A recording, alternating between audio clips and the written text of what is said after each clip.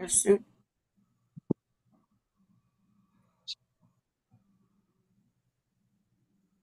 Okay, verify quorum.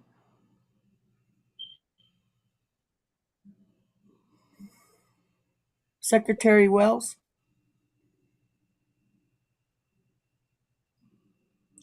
Board Member So.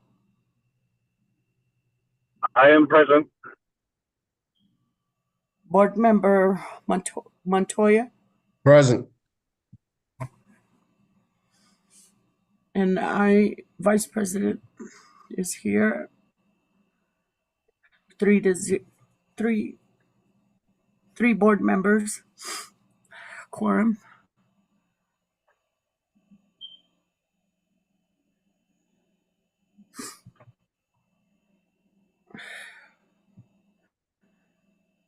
Is Mr. Wells not on there? No, he didn't answer. He had said he was going to be online, so I'll try to get a hold of him. Okay, so we'll go on to item 2. We have 3 board members for quorum. Go to item 2. Any comments? Sharon?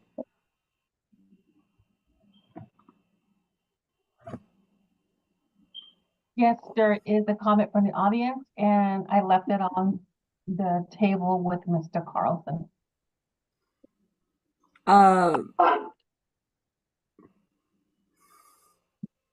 Carlson? Yes, ma'am.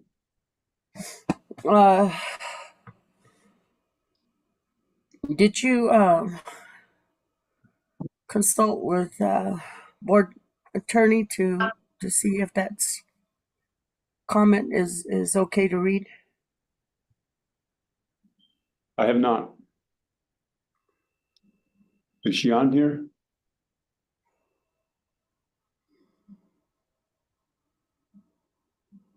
It doesn't mention names or anything, Vice President. Okay. So I don't know. I think it would be okay.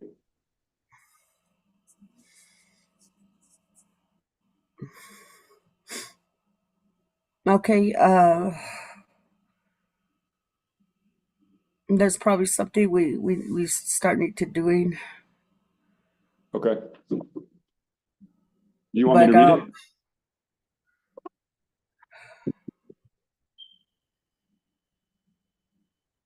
If you think it's okay, no names mentioned, no praise or criticism, either way. No. Okay. It's respectful, and it's a request. It even says respectfully at the end. Okay. Go ahead. Okay. Good afternoon. This email is in regard to the class schedule change proposed for Shiprock High School. I'm a parent and I oppose the class schedule change. The students are doing very well in the current 5-class block. This class schedule better prepares them for college and university class schedules. With the 7-class schedule, the students have a hard time adjusting to college and university class schedules when they graduate and leave high school. Shiprock High School students are thriving in the 5-class schedule that is in place right now. Please leave this schedule as it is. Thank you for your time. Respectfully, Wade M. Clark.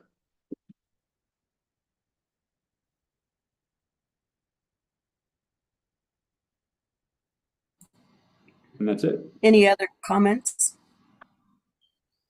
Nope, just one.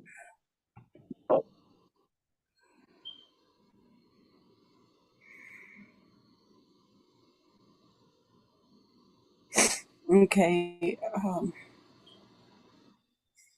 We'll go ahead and go on down to reports.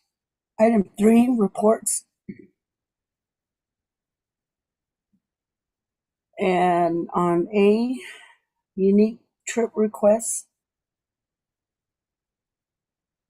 NHS education, educators writing. Carlson, can you go ahead and read that? Item A. Okay, I can do that. Board Vice President Asmus.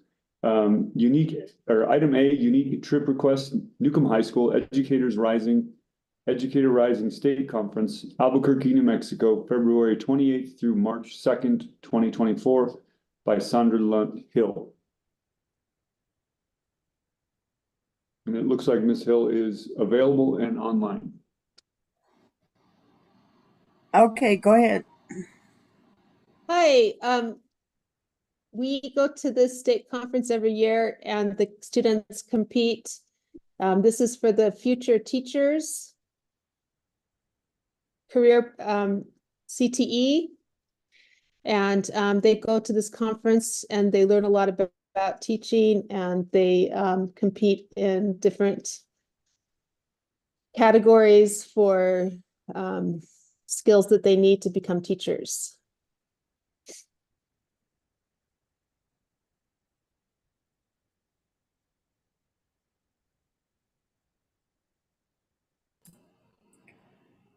Is Sharon, is there a way to zoom in on that?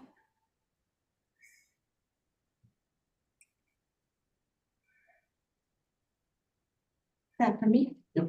This is for me? For real? If you like. Okay. Yes. Yeah. Well, this is the small. Smaller. Who's actually sitting here? Can I sit over here?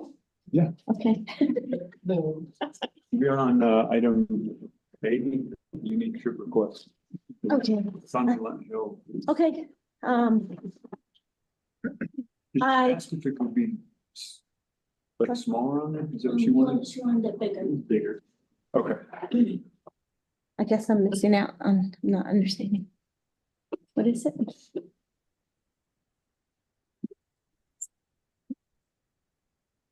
Okay, Ms. Hill, is it Ms. Hill? Go ahead Yes. and proceed. I apologize for the interruption. Okay, so we go on this trip every year, and the students they compete in the competitions that they have, and they also go to breakout sessions where they learn a lot about teaching. They usually have teachers that speak who are last year they had the Teacher of the Year speak, and you know, they have different people who are really well-known educators who inspire the students to become educators.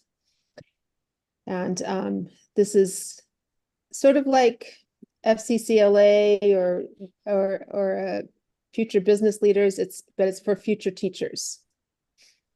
Oh, nice. Mhm. Board members, do you have any questions or comments? Question, Go ahead. Ms. Hill, what kind of training are these students getting currently within the school itself, as far as mentoring from teachers within the building that they're working with? Well, this year we do have a class, and they have I have new students in the class, and they have been working on different activities that have to do with the Educators Rising curriculum. And we haven't had a lot of we haven't gotten to the stage yet where they do the mentoring or the you know, the practical application of it. So I have done that in the past, but we're just not there yet. So we've had students do internships and different things with this program. So the other question I have would be, what is the practicality or the possibility of utilizing them as EAs within the classroom, possibly next door at the junior high or even at the elementary school? Well, again, the students I have right now aren't really ready to do that. There is a process with the vocational program. there is a possibility if they continue with the program, that they could do that.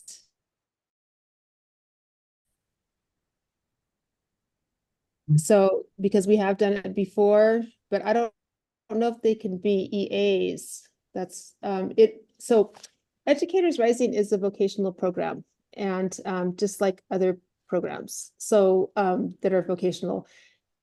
And there's a course, sequence that they take to get to the final, part, which is doing a practicum, which would be where they could actually have teaching experience. But the program itself they don't just jump into the teaching experience. That's kind of my point of asking about the people that go through that process. And I don't mean a full day, but maybe just an hour here and an hour there to get an understanding Okay. like within that classroom. I'm not saying putting them in as an EA, but certainly build that into your curriculum to where they're actually in there in that classroom, watching, assisting, learning from a mentor. So again, there is a sequence of classes that they take before they're ready to do that. And right now, all of my students are beginning students, Okay, thank you. so. Okay, are there any other questions or comments from the board? I have a question. Go ahead. So I'm gonna ask, do you have maybe the breakout sessions, their topics? This is all I have so far. They don't, they haven't released that yet. Hmm. Do you have an idea of an example of what these breakout sessions are on? Well, from going in years past, there are usually sessions where sometimes students from other schools run them, or sometimes educators run them, and the students learn skills in the sessions. So they have one where they do an impromptu lesson plan, and one where they do they do activities that are designed to help kids have more experiential learning. And sometimes they learn from teachers who are doing innovative things in the classroom, or teachers who know a lot about technology and are using technology in the classroom. So all of these things are from educators all over the state, and sometimes from other parts of the country. Is this the first time our students are participating in something like this? No, they've participated since I've been at Newcomb High School, which was 2017 and 2018, and they've always won first or second place in their competitions. So since 2017, just those 2 years? Mhm. Yeah, except for the pandemic year. Mm. So I'm going to ask a question on the other side of this. We across the nation, you see videos of You can get students being disrespectful and and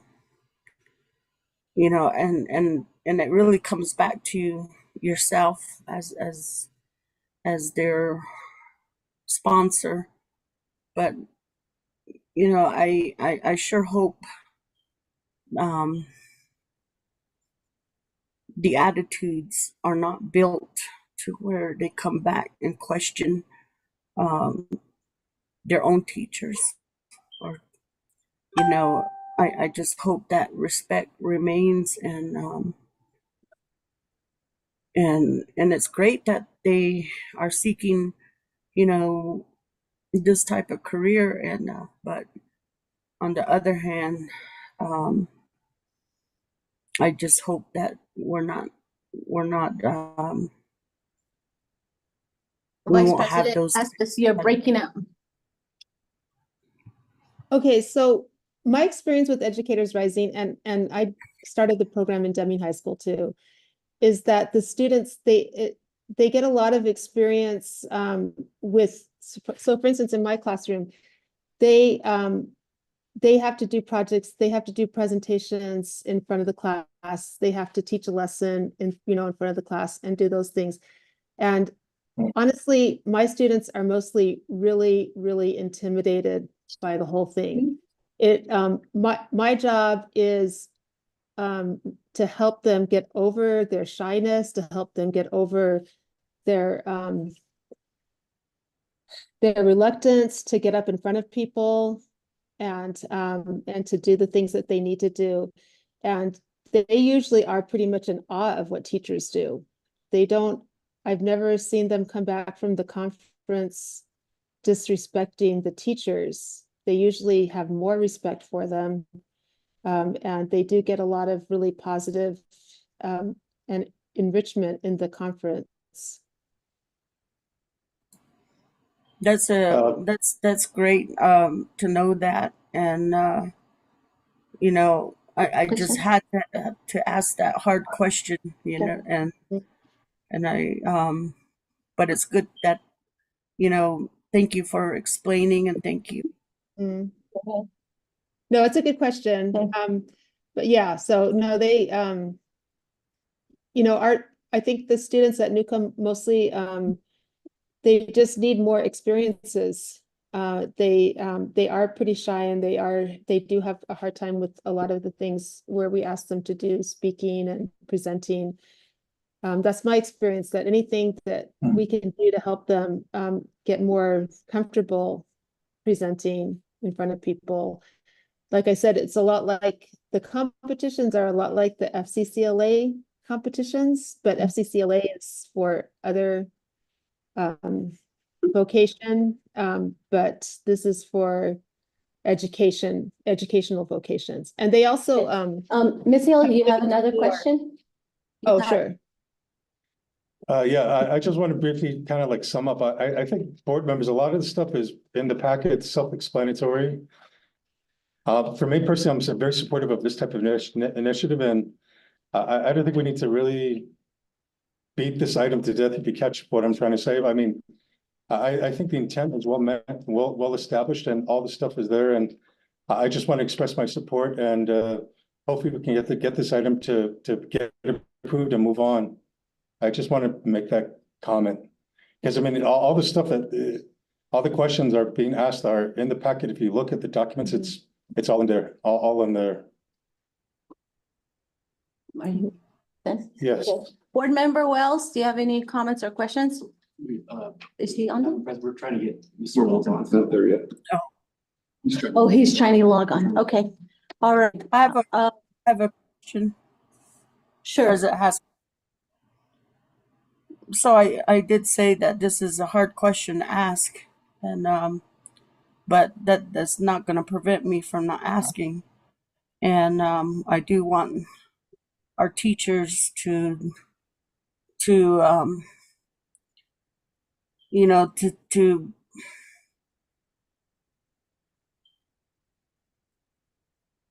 topics for the breakout sessions, and I don't think my question is something that's negative. I'm just asking, as I said, I want to look out for our teachers as well.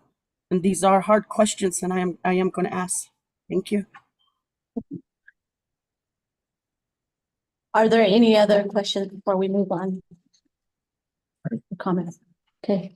Thank you, Ms. Hill. Thank you.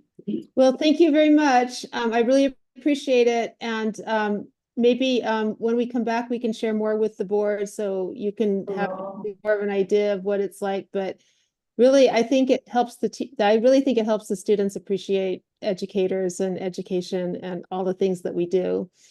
And I'm going to sign off now because I have a food sale. I am also the junior class sponsor, and I really, really appreciate you guys putting me up front on the agenda.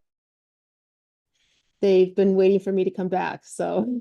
Okay, thank you. Okay, thank you so Thank you. much. Okay. Okay, item B, unique trip request, BWTC Skills USA. New Mexico Championship? Yes, this is Eddie Grohl. I'm the principal at Bond Wilson Technical Center, and it is that time of year again for Skills USA state competition. We've been going to this competition pretty much every year since Bond Wilson was established. This year we have 10 students going. They'll be competing in welding, baking and pastry arts, leadership, construction, medical terminology, and career pathways showcase health science. So like I said, have 10 total students going this year. We traditionally do very well at these Skills USA competitions. It's a wonderful national organization. Last year we took first and second in carpentry. And so our first place winner was able to go to nationals. So he competed in Atlanta last year. We also had a student take gold in welding, and we're able to go to nationals last year. And then we had some students representing our career pathway showcase as well. So I believe we had a total of 5 students compete at nationals last year. So, for a small school going up against the bigger schools like Hobbs and Deming and other schools, it's kind of cool that we take a small cohort of students and they come home with gold medals and end up competing at the national level. So it's been a very successful program up to this time, and it's great too, because not only do they compete in their individual competitions, but during that entire time that they spend there, they do a lot of leadership activities, breakout rooms. So they keep them very busy, the students very busy throughout that time that they spend there. And then the advisors have their own breakout sessions. And so they discuss other issues, educational issues, share best practices. That's another nice thing about these conferences, is that the advisors can then meet other advisors from other areas of the state. And in these breakout sessions, they oftentimes share best practices and come back with some new ideas for their own programs. So, like I said, it's a wonderful opportunity, and like I said, it's really great because we've had such a high success for as few students as we do take. Our percentage of success is truly impressive, and that's really a reflection of our teachers, our instructors who are teaching the courses that they take. It's great that our students learn these skills in their classes, but it's a really amazing opportunity for them to take those skills and then actually go showcase them on a stage in front of other students and other advisors. So definitely a great opportunity. And, I'm really proud of our advisors for pushing our students in that way. Thank you. Thank you. Board members, any questions or comments? I think everything is in the board packet. It's self-explanatory, and I think it's good to go. I have no questions. Thank you. I have a comment. Go ahead.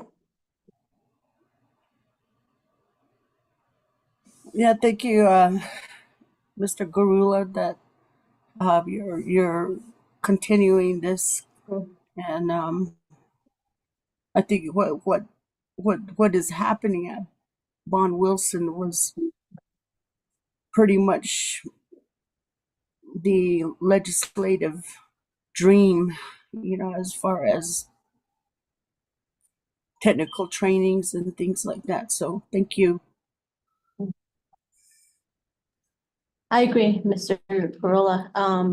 Coming back from legislative session this year, that was a big topic. So thank you for all you do and what you're doing. So if there aren't any more questions or comments for Mr. Corolla, we'll move on to item C. Thank you so much. Enjoy your evening.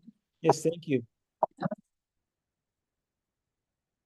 Request for approval of gift donation for SHS Intech by Vicky Lake. Right here. Yep, she's there. He snuck in. That's Sorry. No, that's okay. So, No, yeah, Yeah, just, take it just, long. just a brief summary. I don't think we need to get to. So this is just a donation. We are working with the San Juan County Leadership Team, and they wanted to do a project, a community project for Shiprock High School, or they set out for different community projects. Shiprock High School Ag Program was picked as one of their projects. And this donation came from Intech to support the San Juan County Leadership Team in purchasing supplies, tools, materials to put up a hoop house and raised garden beds. This is going to be for the ag program. It'll be set up in the ag yard next to the shop. And this was just partial, so the Intech wanted to donate to San Juan Leadership to help support their program, but they wanted the check sent to us instead of going through, I don't know, county leadership stuff. Any questions? I have a question. Yes. What is a hoop house? So hoop house is like a greenhouse. Oh, It's okay. just a Just a different term. inexpensive. Don't mention to them at all. Okay. No, Okay. we're not going near that. Yeah, we'll keep, yeah. So Those it's a things over there. greenhouse, but it's more. it's rounded. Yep. Okay, all Yeah, right, and thank you for they're called hoop houses. They don't have like all the air conditionings and heating and like that type that you get in the greenhouses. Oh, okay, It's just a basic starter greenhouse. okay, great. Yeah. Thank you so much. Board members, are there any additional questions or comments? Just express our thanks to Intech for this donation. Thank you. Yes. No comment. Okay, thank you. Any additional comments or questions? Yeah, thank you, Vicky. We do there, and then a shout out to now Intech and helping with our needs in these different areas. Thank you. Thank you. I agree. Thank you so much for your presentation and for the information. Yes. Thank you. Item letter B, per capita feeder route agreement by Cindy Theodore. Ms. Theodore, are you online? I'm here, yes. Okay. Good evening, board president, board members, superintendent. So this application is for a student at Shiprock or at Kirtland High School and rides the special needs bus. However, her wheelchair does not meet standards because they're waiting on a part. So parent is or the caretaker is transporting the student to school at right now. So we are going to do a reimbursement up to when they get their wheelchair repaired and it meets standard to be transported back on the bus. So that's what this is for. Okay, I stand for questions. are there any questions? Nope, it's all self-explanatory. Board I have member a Montoya? Oh, go ahead. Comment? First, board member Montoya, then Vice President Aspis. Go ahead, Mr. Montoya. Ms. Theodore, thank you for the accommodations for the student. I appreciate it. Thank you. You're welcome. Vice President Aspis? Yeah, this particular situation that it brings to mind, you know, with there's never really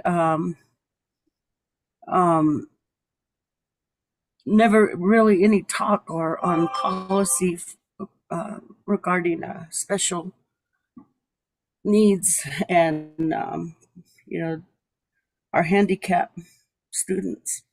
And so I don't know what's in policy or what's a law. I think it's only until when situations do come up that we're and to educate ourselves on it. But to me, I feel like, you know, we as a district, this shouldn't happen. You know, to convert back to our parents, you know, to because the wheelchair is in need of repairs. I feel that, you know, if we are really fulfilling all the students' needs, then why not have a wheelchair that's already there in place of, and that's my question, and I think again, a lot of these situations don't until they're brought forward that we know about, and we react to them only until they're brought forward. And I don't know what the laws are again,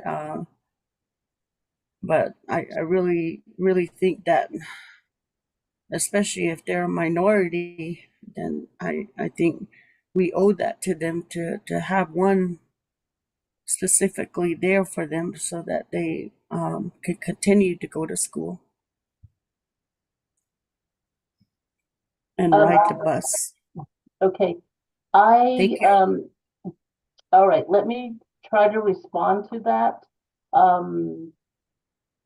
I won't answer anything about the having an available wheelchair because I feel that is not my department. That would be the Student Support Services Department.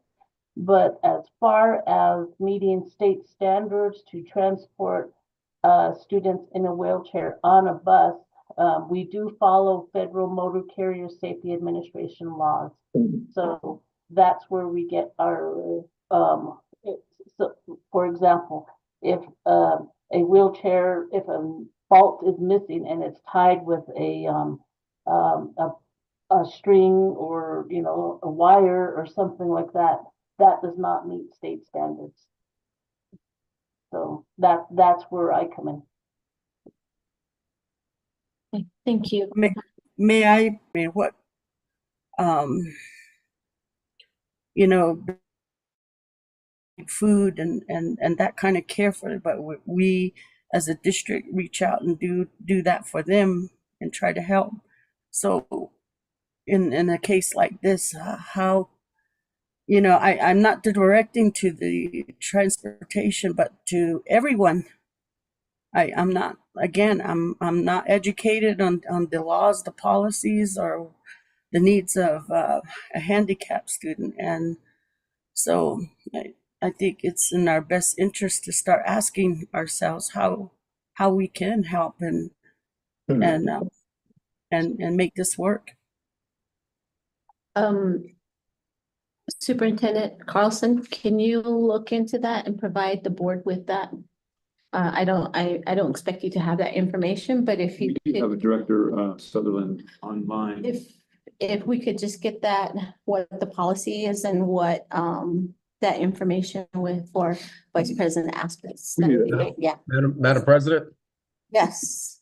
if I may, and I don't mean to sound disrespectful, and I understand the passion of why the question is being asked, but really this is about the feeder route. Right. I understand that. Yeah.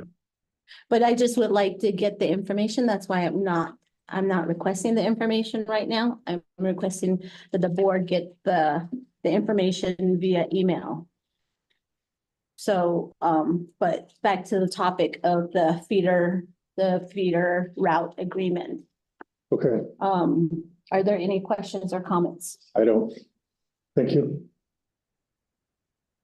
Yeah, just Superintendent, if you can follow up with the concerns expressed by Board Member Aspas, that's going to be helpful. Yes, and that would be really good information Yes. for all of us. Thank you.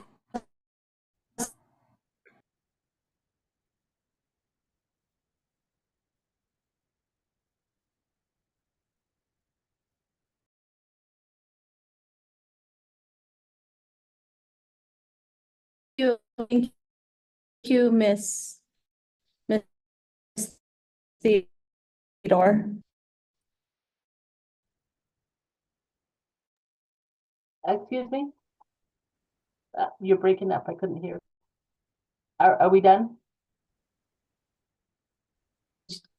Did we?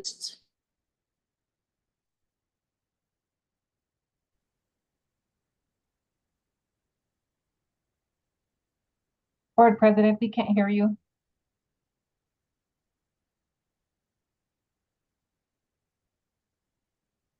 Yeah, everything froze. I can't hear you too. Okay, can you hear us now? Yes. Yeah, we went off and then it rebooted.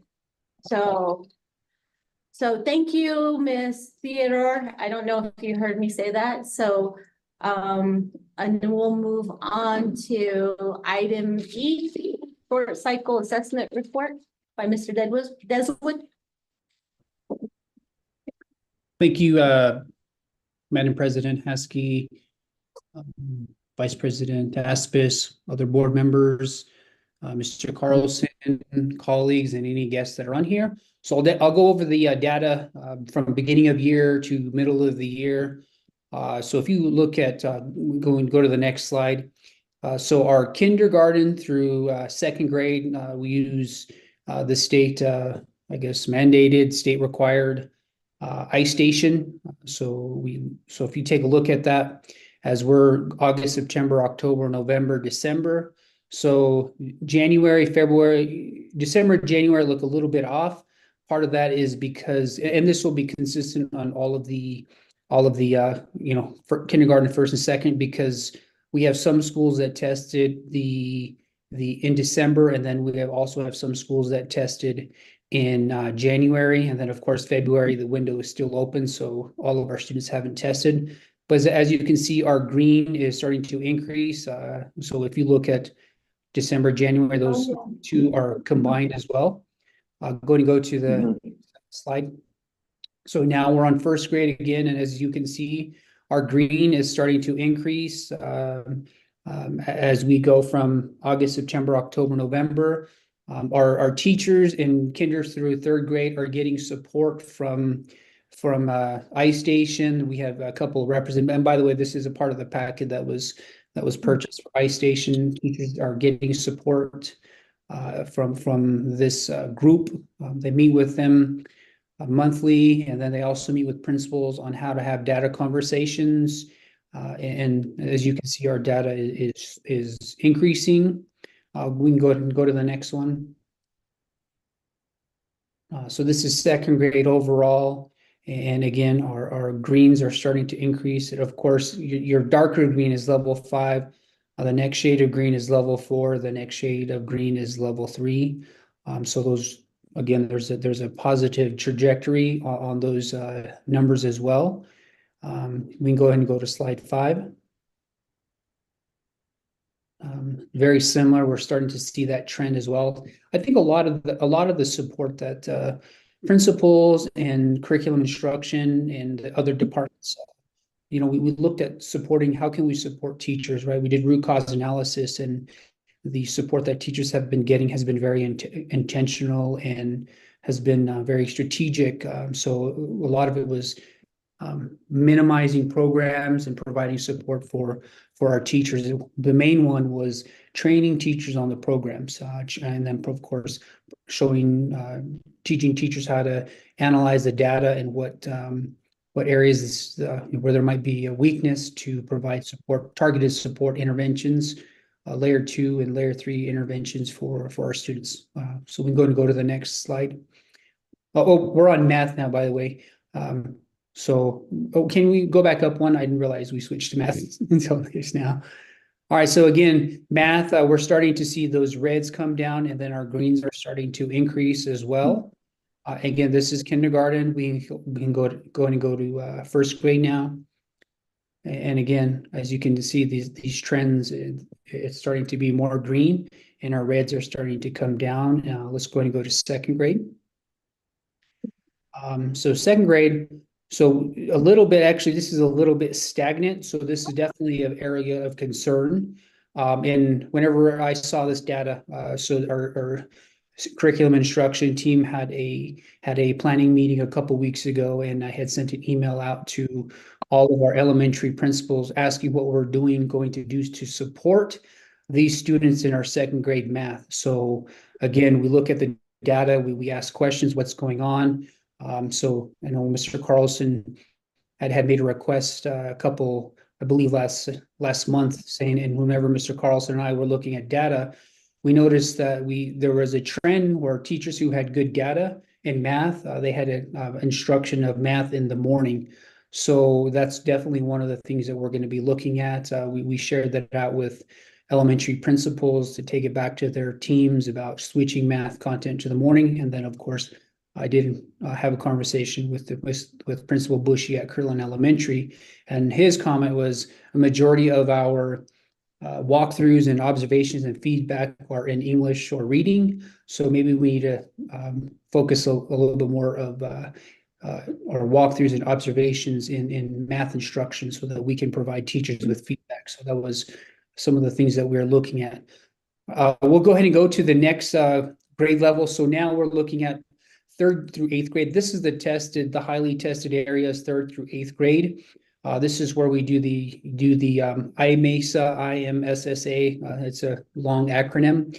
So we're looking at 3rd grade, and I highlighted the yellow column. So if you want to take a look at these, and this has been thoroughly shared with all of our elementary schools.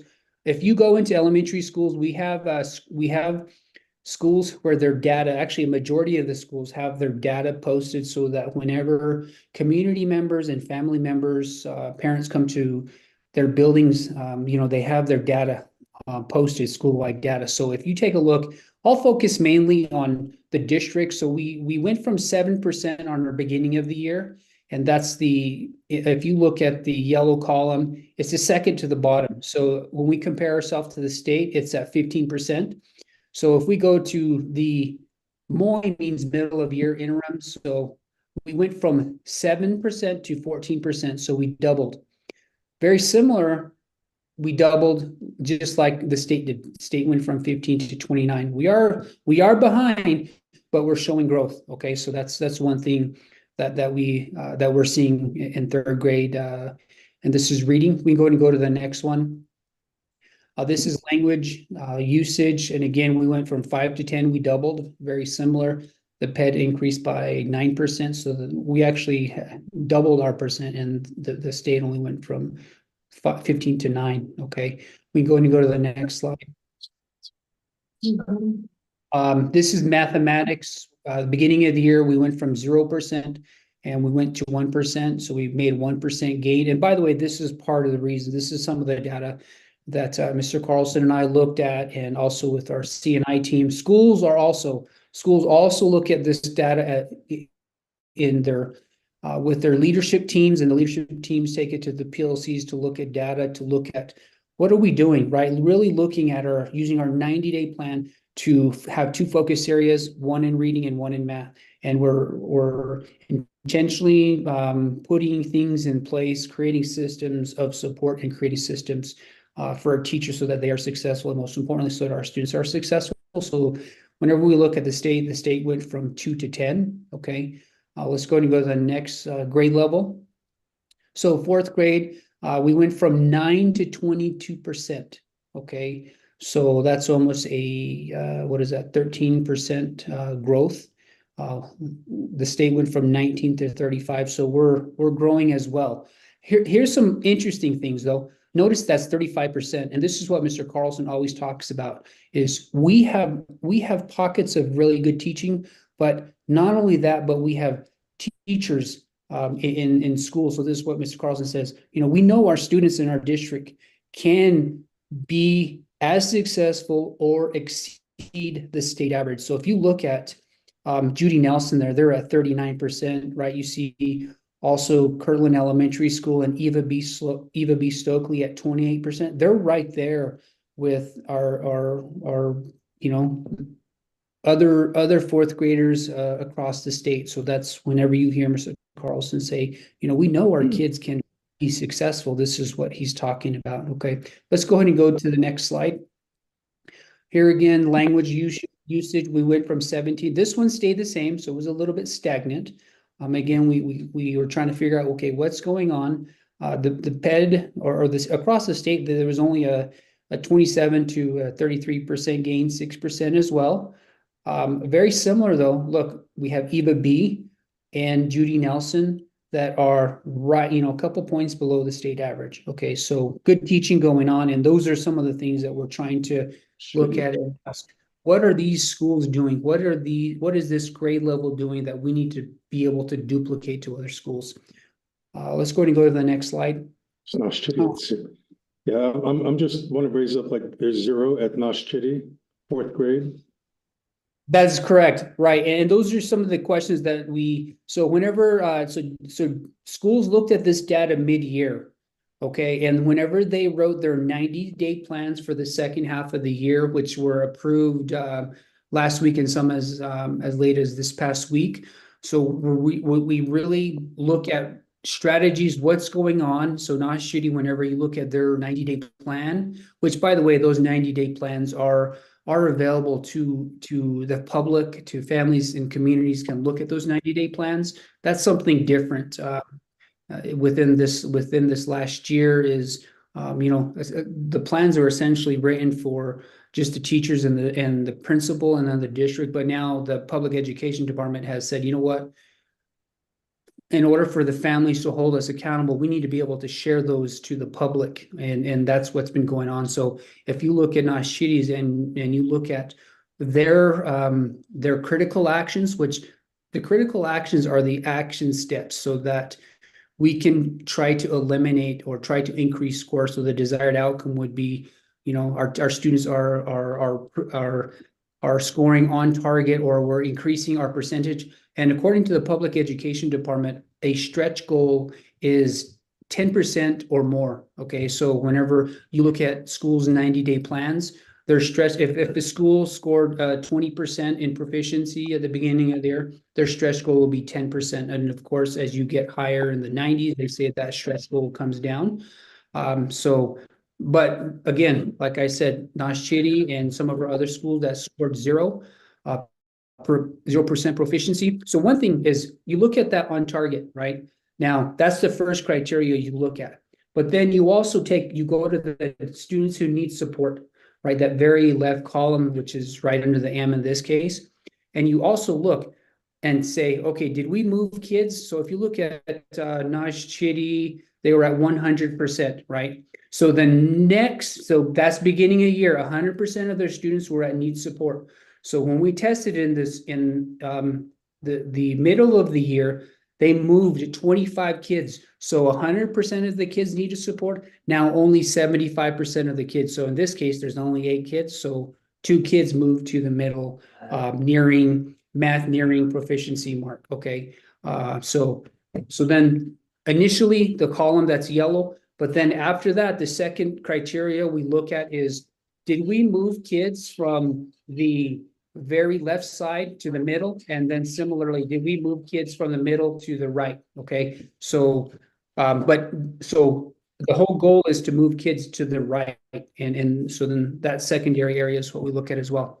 Okay, so go ahead and go to the next slide. I have a comment Go ahead. and a question. And I appreciate school board member So bringing up and pointing that out. And I get the 90-day plan. I get all those things. I get the state. I get what you're saying. But at the end of the day, the 5 board members on the school board are responsible for that overall outcome. And I get the beginning of the year, middle of the year, but when we're trying to focus, and especially when you look at these lower grades, 3rd grade, 4th grade, 5th grade, and once they start moving up into junior high, and the scary part is again that 0. But again, how many of these are gonna end up being pre-primers as they advance further? Because we've seen that, and I brought that up before. So my question is really on the whole of what is the very serious mitigation plan to try to stop this and to increase that? You can tell me about 90-day plans until you're blue in the face, but what do we have that's concrete? What are the principals doing that is concrete to change that and to move that? So we're having very positive outcomes with these students. No, I'm glad you asked that, Mr. Montoya. So if you look at our scores, right, and they are low, but the whole goal is to have growth. Okay, so if we add, 3, 4, 5% growth this year as a kindergartner, then they have 3 or 4, 5% growth next year as a first grader, and then we're growing. And when I reported last year, whenever we went to our end of year, from beginning to end of year, we had 16 out of 18 areas where we had positive growth. Okay, so that growth is compounded. So then that's where I talked about it's a systematic approach, right? Would we like to be at 100%? Yes. And I've often mentioned that, if you look at the state, the state for this particular grade is only at 32% at the beginning of the year. Well, we have schools at 34, 30, and 32. So we do have pockets of those good teaching. So that's where we're trying to duplicate what's going on. I mean, some of the discussions that we have with teachers is, they're really focusing on data, right? Some of our principals, that's one of the things we're trying to do is make sure our principals know how to support teachers in analyzing data, looking at Adam analysis, right? Training those principals to have those conversations across the board, right? Across the board. And Mr. Carlson and I are firm believers of the only way to improve teacher capacity and student data is by being in classrooms and doing walkthroughs, providing teachers feedback. So that's what we are committed to. So the 90-day plan guides it, right? That's the plan for our schools. And I think the other thing that would help out is a district strategic plan, because then schools can take those 90-day plans and align it to the overall strategic plan of the district. That way, even those conversations are, well, here's what's a strategic plan. Then we have that too as our, when we put our backs against the wall, hey, here's our foundation. Here's what we're going to use. Our conversations then be a little bit more focused on what the community wants, and also, where our community wants us to be in 4 to 5 years. I hope that answered your question, Mr. Montoya. So in this particular slide, we went from 18 as a district to 26%. Very similar. The state had a 32 to 39. But here's the thing: if the state was at 39, we have either be at 43%, right? We have Newcomb Elementary School at 37%. So then, as my team, we go in, we look at okay, what are these teachers doing? What do they do? And a lot of times, some of them, we're finding out that, one, these teachers have high expectations for their kids, right? They have really good, strong systems in their classroom management. Not only that, but they really use that data, right? They know where their students are. They know how to move those students. So again, like I said before, we're trying to duplicate that. So across the board, that's happening. And I think that's why at the beginning of the year, we had that focus on PLCs, because, that's whenever teachers are getting together and saying, well, Mrs. Jones next door did this, right? Okay, I was not teaching the way Ms. Jones taught. So I think I really need to adjust my teaching and make it similar to Ms. Jones, and having those conversations among colleagues. Okay. Go to the next slide. I got a question. Yes, go ahead. Apologize for the interruption. When you just stated about, as far as those conversations occurring within the PLCs, and you all know that I attended that training, and they're supposed to be teacher driven. From that perspective of those conversations, or those micro conversations that are happening in the hallway or interactions that are occurring, how much of that is being supported by the principals for that to occur, or how much of that is being inhibited by the principals to occur? Well, I guess it kind of depends, because I think initially teachers, principals would model the PLC process, right? How to have the conversations about data, how to have, I mean, not just data, but student work. So here's an example, here's an example of quality work, and then talking about having that, just leading the discussion. And then, turning it over. Okay, I need whoever's on my leadership team, I want this person to lead the PLCs, so that those PLCs are run by the teacher. And whenever we look at it, some of these areas, like, they're high functioning PLCs. Some of these grade levels, like when we talk with them, they're going and they're talking about data. They're talking about student achievement. Whenever those conversations focus on the data and students and helping them, I mean, whenever you look at this, like, if you have students that are below, testing below 25%, a lot of times we see that's a tier 1 or a level 1 instructional issue. So then, okay, that's our whole class. Now, if we start to get a little bit higher, then we say, okay, then it's tier 2, maybe small group instruction, maybe our students with Pels, maybe how to differentiate to our teachers. So that's what the conversation the principal is leading, and then backing off so that the teachers have capacity to be able to run those by themselves. And don't get me wrong, I've asked principals too, because we hear from our teachers saying, hey, at the PLC training, they said teachers are supposed to be leading these. So I've asked him, I've emailed principals and said, you know what, back off, turn over the steering wheel to the teachers so that they can have these discussions. So I'm glad you asked that, because one, holding those principals accountable to what we heard in the PLC process.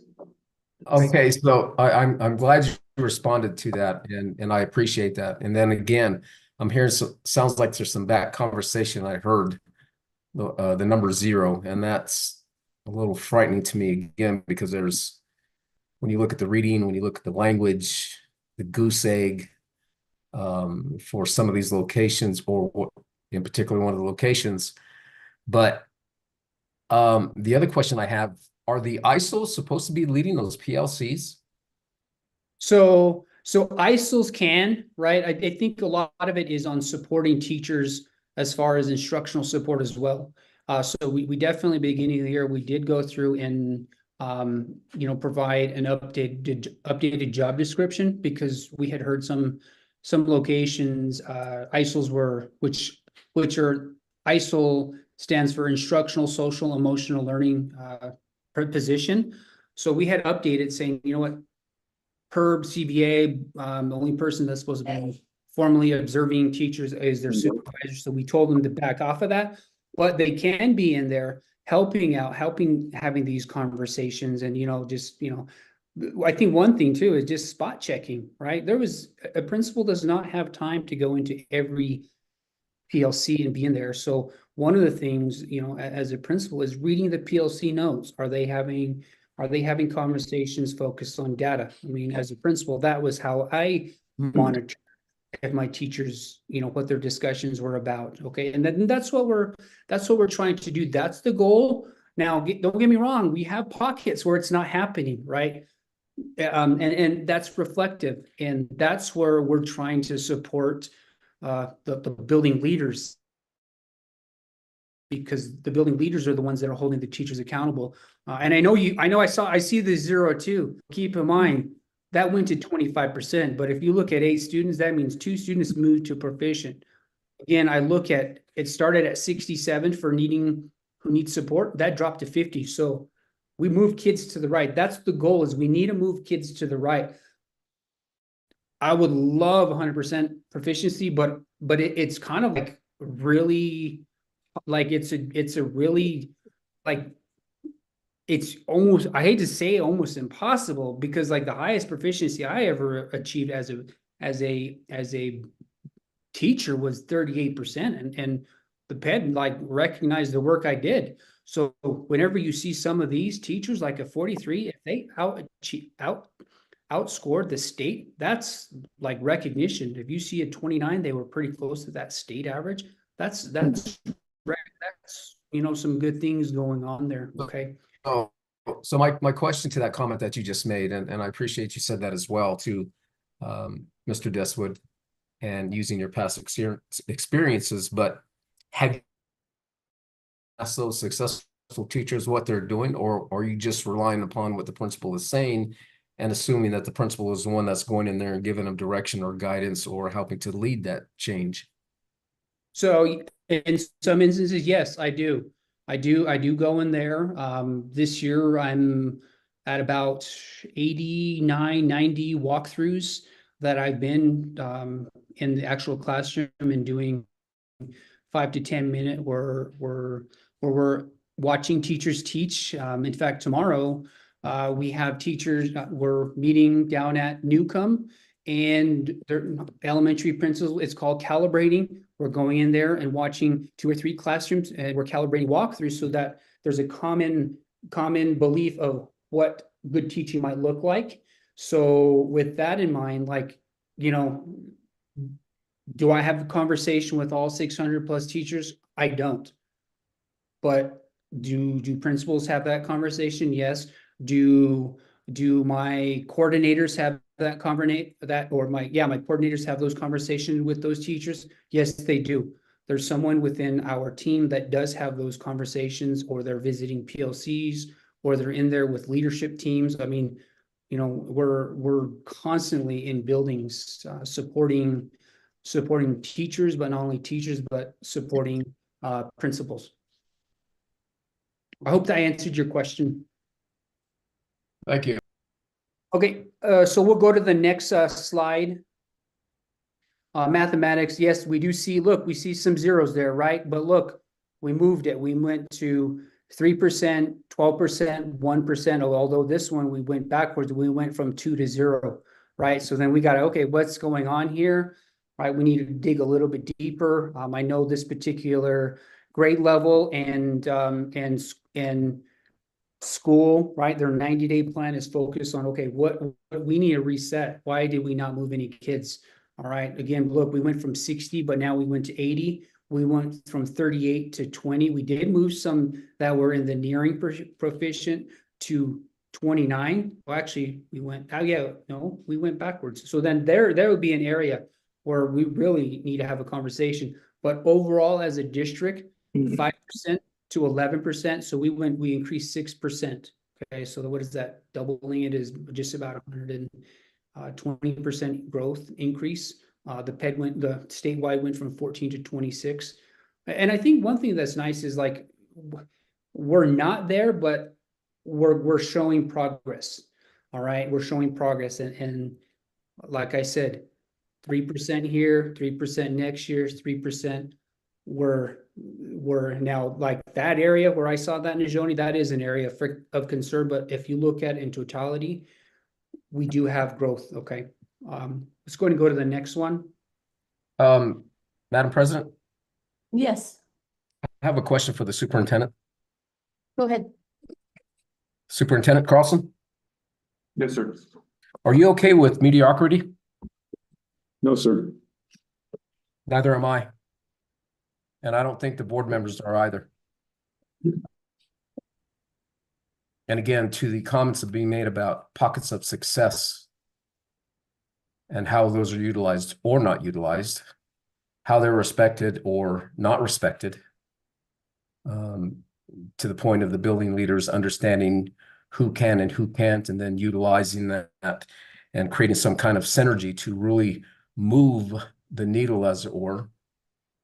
Because again, we're talking about these kids' future. And I've said this earlier in my comments. The 5 board members on this board are responsible for that. And I said this at the beginning of the school year too, when we were praising the increase. And again, don't get me wrong, I understand that positive movement is positive movement. However, the dissatisfaction from my perspective, I'm speaking for myself as an educator, is cause for concern. So I hope that my comments aren't falling upon deaf ears, because we certainly need to do better. And again, to those people that are doing a bang up job, I mean, you look at math near target, 44%. And some of the other numbers, language, 56%. Reading, 47%. That's impressive. But again, what are the building leaders doing to really use that information, that data collectively to help the totality of all the teachers in that building? And then again, how is that being used throughout the district to help move the district in the right direction? Because again, I believe, just as you do, that these kids are capable.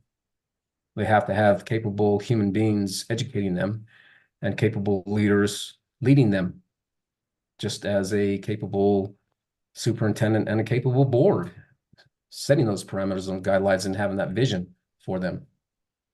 So again, I apologize if I sound a little riled up and emotional, but it matters to me, these scores and these grades that we're looking at, and more importantly, the outcome. So thank you. Thank you for your passion. President Haskell, Yes, go ahead. may I comment? Yes, you can. You may. So, you know, these, all these data items that are here, I don't know. I've never been a fan of numbers, and I think that's you know, what we've seen at the legislative and our conferences, you know, talking about this 4 to 5 day situation, and how PED wants to push 4 day back to 5 day, and data really doesn't mean anything, because a lot of those 4 day schools are showing great scores, and yet they're not even being considered or looked at.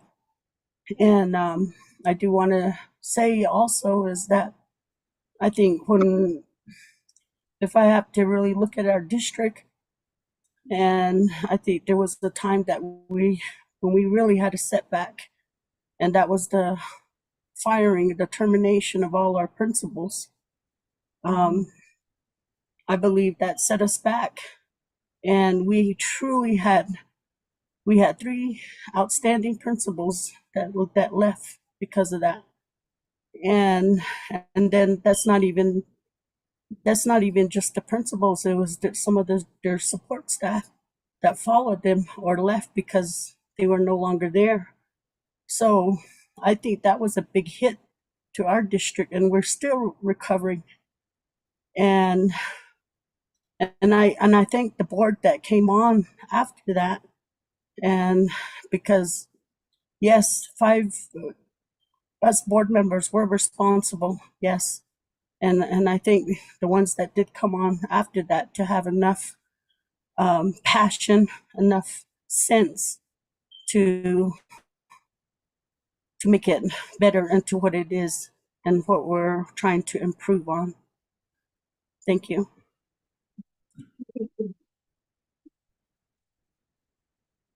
Mr. Deswick, continue, Yeah. please. Absolutely. But thank you for that. I appreciate that, Mr. Montoya, because you know what? It's you 5 that push us, right? When we have your support, yep, we can have those difficult conversations with principals. We can also, principals in turn can have those difficult conversations with you know, teachers and so on. Teachers can have those expectations. So if it wasn't without you all pushing us, you know, that's our goal. Our goal is to move those kids to the right. I mean, I've said this multiple times, that, you know, we're moving those kids, we're moving them to the right. It's, you know, we're trying to get everybody on the same page across the district, trying to align 600 so educators, right? It's a systematic process that happens. And when I look at this, right, this is you know, it's not where it should be, but you know what? We should celebrate some of this stuff because you know, kids are growing, kids are learning, there's more accountability. I know last year, whenever we did root cause analysis, that one of the number one things that came about was instability in leadership. Like we did multiple root cause analysis, and that was the number one reason when it came down to some of the things, ineffective things going on in schools. But trying to refocus principals to say, well, what is within our sphere of control? What do we have control? We don't have control over upper management. So let's try to focus back on what we can control in the classroom. Okay. So go ahead and go down to the next slide. Here we did decrease. We went from 12 to 10. Again, an email did go out to this particular sixth grade teachers. So Judy Nelson went from, oh, I'm sorry, go ahead. We were just having a real quick Snack. snack here. Oh, Snack okay. break. Go ahead. Continue. Okay, but so we did decrease 2%, but I think the other thing is there's when you see this, there's something going on with the test as well, or there's something here, because even the statement from 23 to 21. So there's something going on, and like when I look at that data, there's something going on statewide. If the state also decreased by 2%, so we went from 12 to 10. Well, the state went from 23 to 21. Okay, so yeah, let's go to the next slide.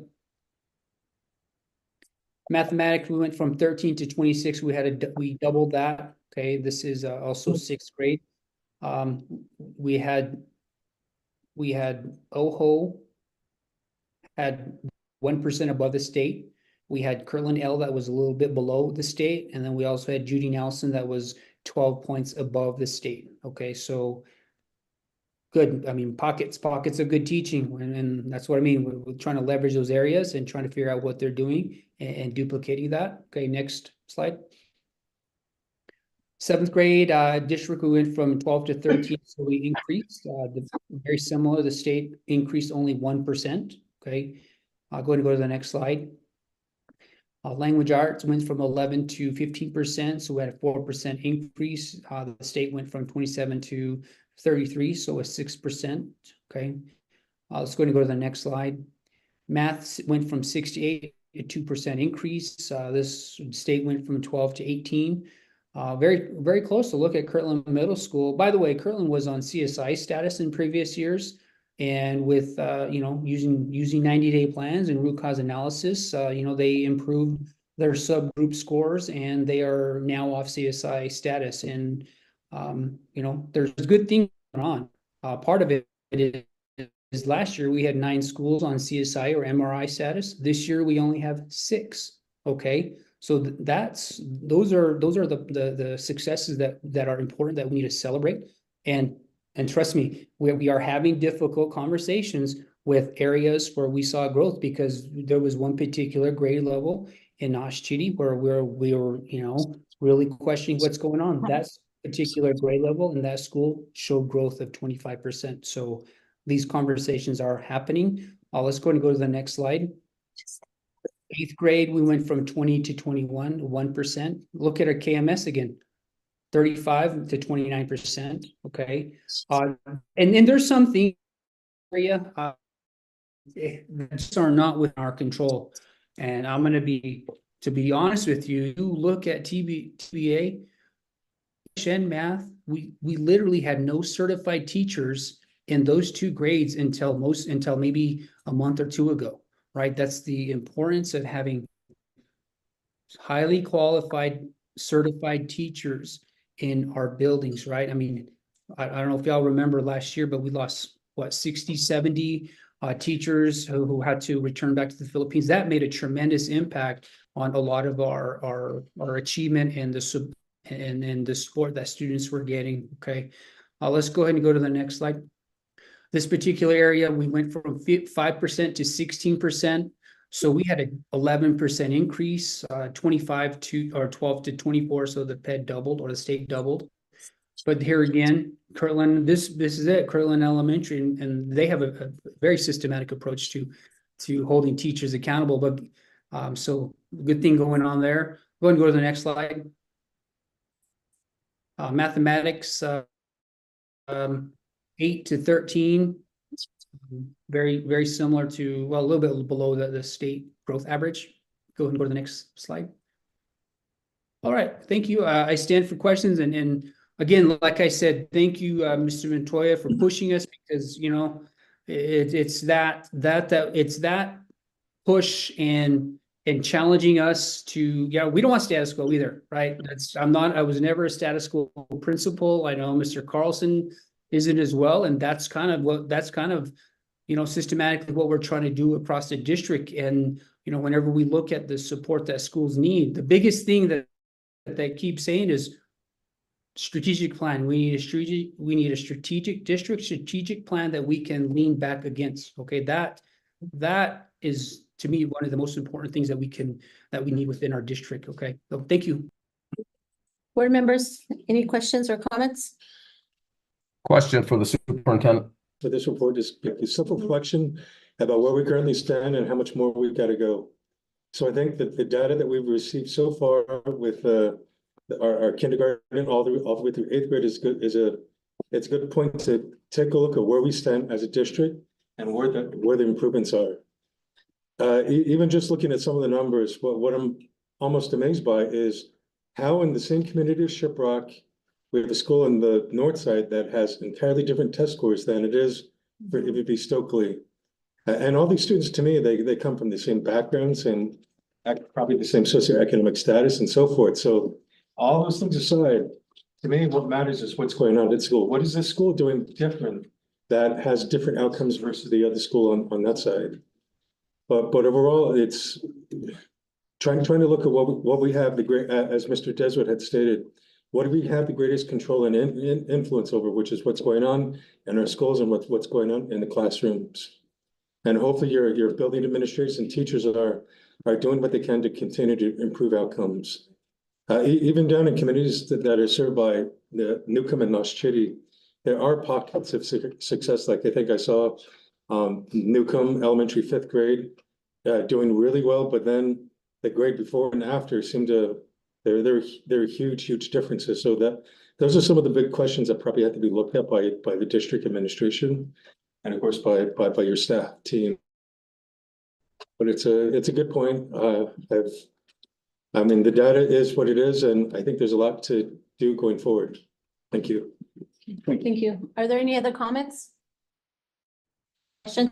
Yes, I have a question. Go ahead. So, Mr. Deswood, does Northwest High School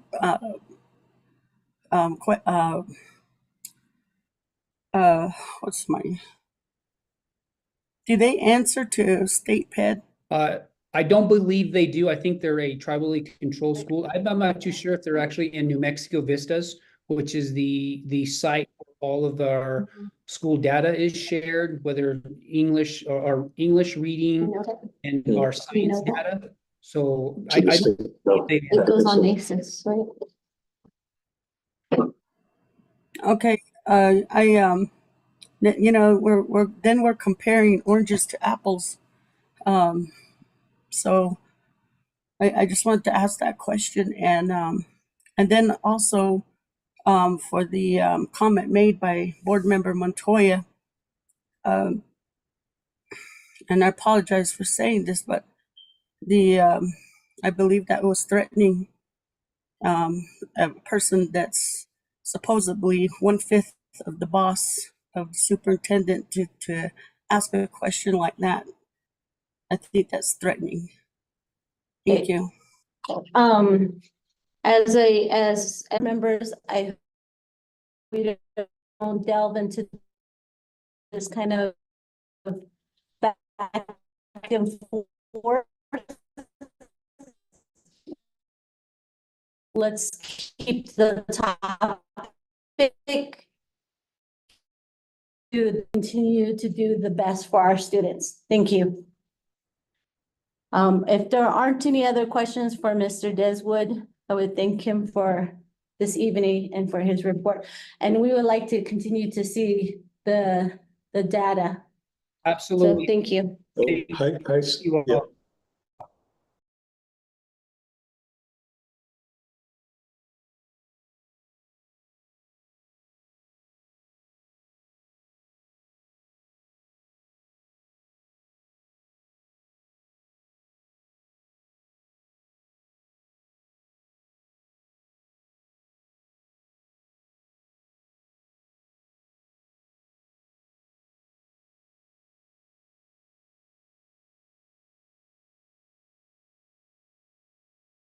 If they're going to meet their graduation rates, which was on last month's board report.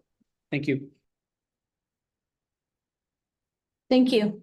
Thank you, Mr. President Des. Askey, Yes, go ahead. I have another question for Mr. Sure. Deswood. Yes, go So- ahead. So I've asked before, you know, as you're doing data and things like that, you know,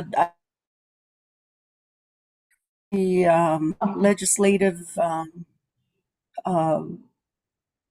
criteria or what we need to meet as a student, you know, I've asked how we could draw that up and perhaps in a poster or something that shows our parents, you know, or other people that, you know, this is what we have to as a district complete. I don't know. I think that would be good, you know.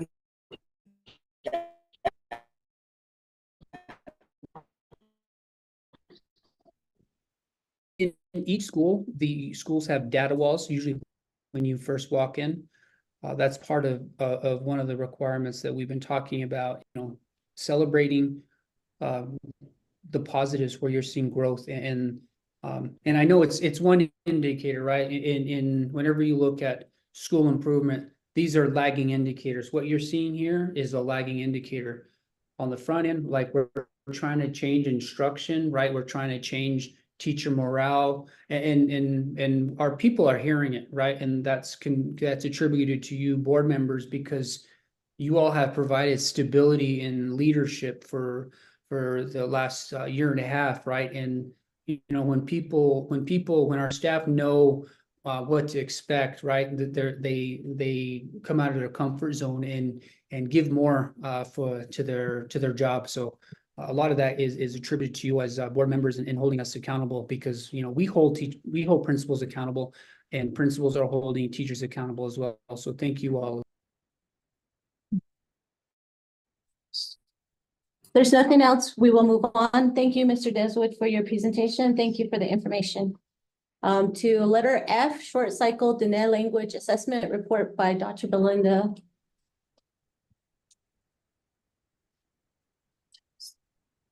Games, sorry.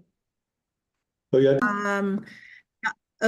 a shikeda shidana shaya bet ahnin shlirat khatnesani bashichin kishichini dashichedoshin dashanala ado bilingual multicultural education program a coordinator a non Ado adet da isenol tsai do shikedo shidene yat. Good evening, Board President Haskey, Vice President Aspis, and Secretary Wells, and board members, superintendents, Mr. Carlson and Mr. Deswood, and all my relatives and colleagues listening in this evening. I will be doing a presentation with my colleague Cheryl Benali on the Navajo language assessment. Next slide.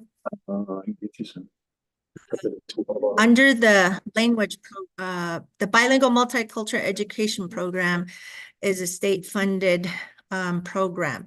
Under that program, we have the Navajo language program as the 2-hour model or as the dual language model. Next slide. So both of our Navajo language curriculum for the dual language and the Navajo heritage program is all related through themes, and it's in accordance to our Navajo seasons because as Diné people our way of life in accordance to the seasons. The seasons govern what we do when we do it. And so the themes that our Navajo language teachers use is based on that. And it's oral language based. And what the teachers provide are expressive and receptive type of lessons for our students. Next slide. I just wanted to provide a quick background on the assessment from CCSD based around my knowledge since I've been in this position. For 15 years, the district has been using the Department of Diné Education assessment. It used to be called the Oral Diné Language Assessment, ODLA. And this assessment is a one-on-one assessment, and it assesses in receptive and expressive. But we are in its 4th year since they changed that, and it's called the Diné Language Proficiency Assessment today. So the challenges of this assessment is that it's not aligned with our district curriculum, so you can't really show language growth in that. And there's no BOY, MOY, and EOY. What they have schools do is they just do the end of year kindergarten, 4th grade, 8th grade, and 12th grade. Next slide, please. So our current DLPA assessment that we're currently using, I just want to share that I'm sharing the history of it. So from our end, we wanted to create an assessment that we could see language growth. And so for this reason, we were doing K through 12. We did a beginning of year and end of year, with the exception of the Career Prep and Shiprock High School, because they are on a block schedule. So that those 2 schools were always challenging to have the BOY and the EOY. And we utilized retired Navajo language teachers who still had certifications to help us, because this is a one-on-one test, and to test all the students in the dual language and the Navajo heritage classes, it most took a month long for our test team to complete the assessment. And the reason why we used a test team was because in the years prior, the Navajo language teachers used to do their own assessment, and that took instruction time of their daily schedule. So this is why we started having a district test team. Next slide.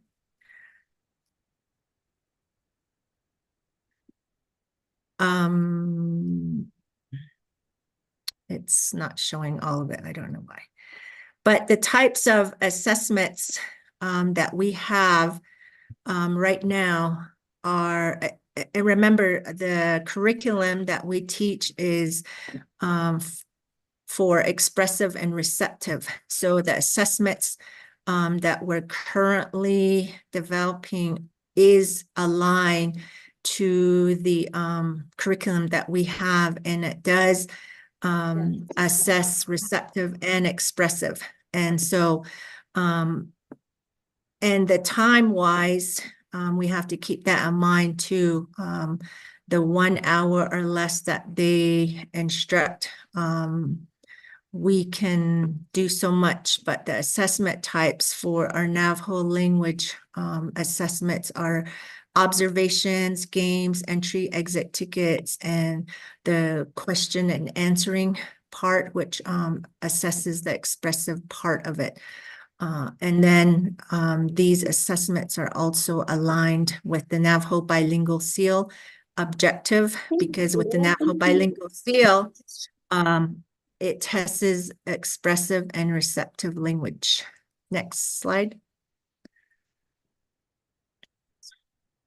And I'll have my colleague, Ms. Benali, share the rest of the information. I just wanted to go over, we do have the other type of assessment, which is the summative assessment. And so that's based on the mastery on each theme. So that's the one that was not covered, but it also is the receptive and expressive. And how the teachers are able to gauge that is through question and answer, observation games, entry and exit tickets. And this is also aligned with the NAFLE bilingual seal objectives. But what you're seeing is the kindergarten and fourth grade. We follow the guidance with as far as like when the test is opened. And so with our elementary, we had limited staff, so we couldn't reach the secondary. So we tested the kinder and fourth grade. And so we have the emerging part at 84%. And then we have our students that are ranging to the beginning, that's at 10%. And we do look at the yellow part of the pie chart, which is approaching. So that means that there's language happening, and we captured that, and that's at 0.5%. Next slide.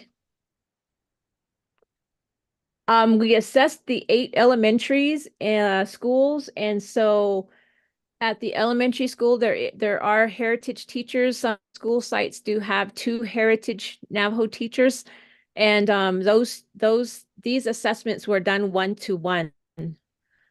So this is the DLPA data in prior years, and this is when we used to just we had the capacity, we had the test team to be able to capture all of these here.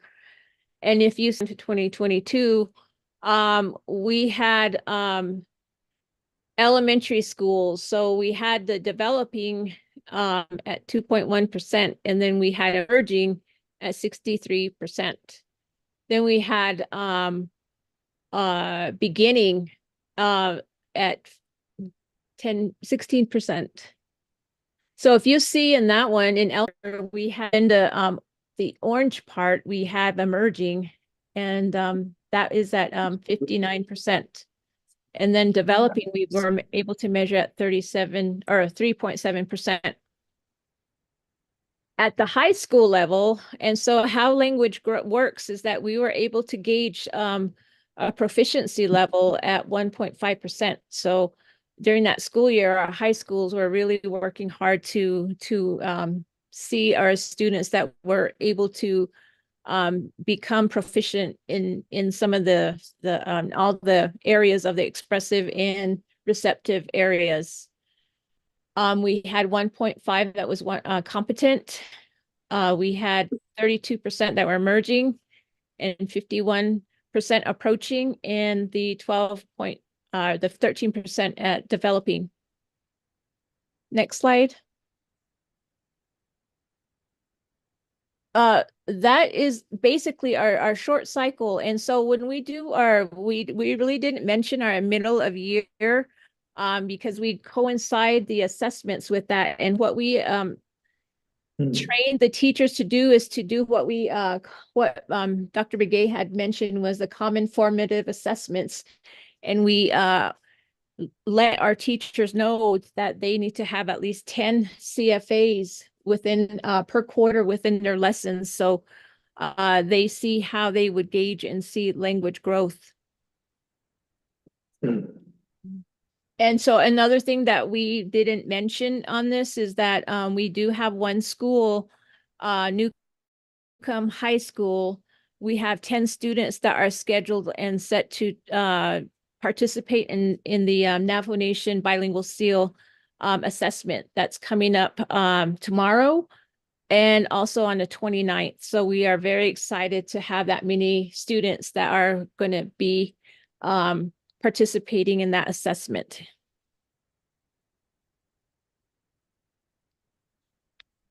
Board members, Thank you for questions.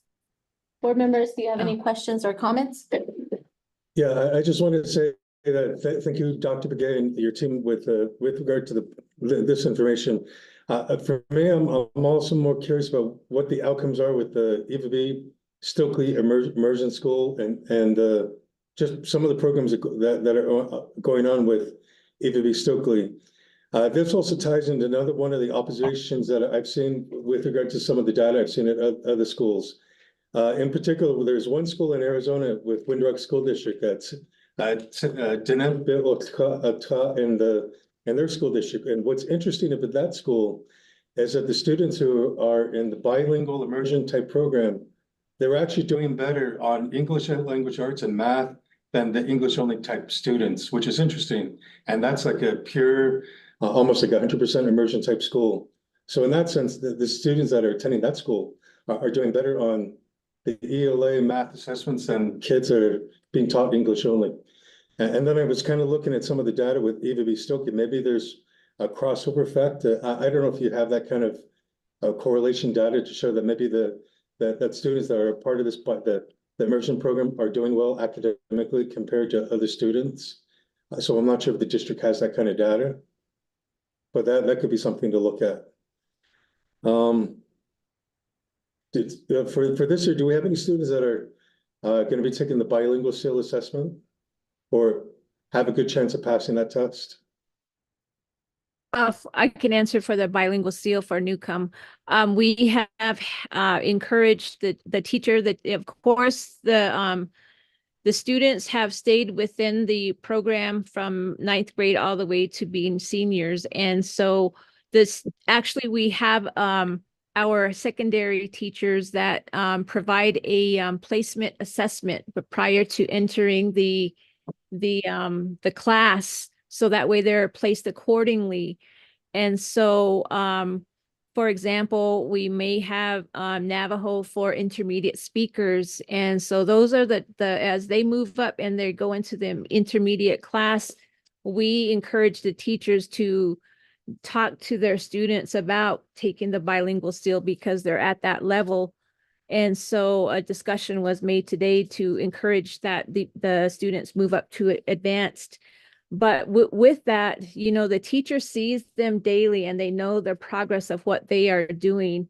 And so we also provided tutoring in the evenings and for students, and they just log on to the Zoom link to provide more encouragement to help them feel comfortable speaking and responding. So with that, we do have a possibility of maybe, I can't put a number on it, but we just encourage our students to do the best they can, and that would be really the teacher to see. And we strongly encourage the teachers to go with their students because they're the ones that are most familiar and comfortable, and give them that little pep talk before they go into taking that assessment. But that's how we see. The teacher did say there may be maybe up to 3, but hopeful. We just want all 10, but the Navajo Nation who coordinated this, they do have an opportunity to redo or retake the assessment if they needed to. I would also like to add that those potential students that the potential 3, they do have Navajo at home. That's why the percentage is higher for them. And with language, second language acquisition, you need that extra language in order to become highly proficient. And so these potential students we have that hope for them. But all in all, we want all our children that are going to be taking this assessment to do very well on the assessment. And I'd also want to address Mr. So's questions. We do have data that's tied to the Eva B. Stokely program when it was a 50-50 model. And I was a former teacher there, and we did have that data that indicate or that showed that our students were faring very well than the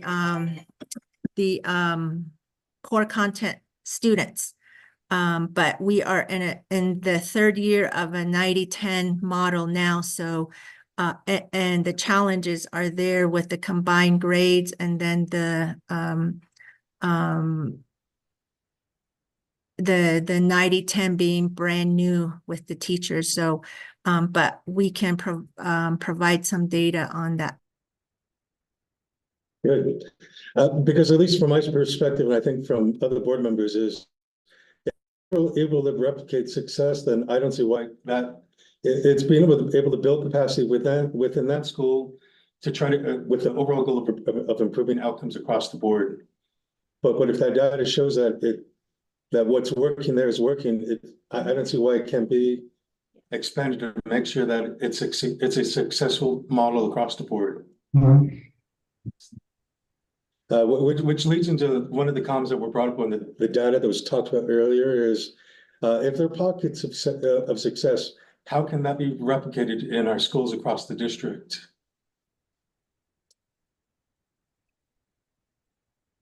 Madam President, Go ahead.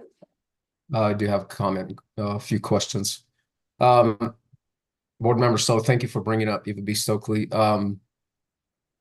Begay, I have a question. Are all of our educators in that 90-10 model, are they all certified, qualified to teach those classes? We have a new teacher that was hired in late fall. She's the only one that was going to work on her 520 license. And so I just wanted to share that the dual language program teachers are the only set of teachers who have to have an additional credential than any other teacher in the district, which is the 520 licensure in order to be in compliance. But with Eva B. Stokely, we have teachers that are teaching combined grades, and they're new to the 90-10 model. So that's where we're at with that. Thank you. Okay. And then also the school that board member So was speaking about, I believe that's it's also a segregated school where it's 100% Navajo, correct? They're actually separated from the And the language to the students, even the secretaries are trained to speak to the parents in Navajo when they answer the phones. Custodians, they're in that Navajo language mode throughout the day. I understand that and appreciate that because I actually did some research in regards to that, and that's why they've been so successful. And two of the questions that was asked when they initially started that program is to the parents they asked was, do you want revitalization or do you want maintenance? And the families and the parents chose revitalization. And that's really one of the cruxes of that program being so successful. So the other question I have is, what kind of support do you get from the principals, Dr. Begay? When we're looking at, again, that modeled program that's supposed to be at Eva B, how is that that support? The support right now is that they have the programs in their school, and they're supporting their teachers and the information that we're providing from our end, especially regarding the information of a 90-10 model and what it takes. And then just the fact that the intent of this program was to reclaim the language. And so there's still challenges, but that comes with new changes, like in terms of the understanding of second language acquisition methodology and how a 90-10 program works. Okay, I appreciate that answer because that's a very honest answer in regards to understanding that process in order for that to be successful, because everybody within that chain of command should understand that, because it's not just a matter of throwing a program into a school and expecting it to grow and develop. just because. So I appreciate what you had just said there about the understanding.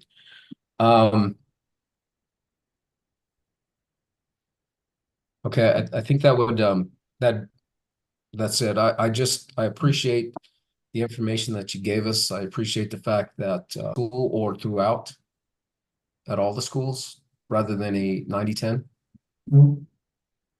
In your professional opinion, because you were an educator of it. I will speak You're on the spot.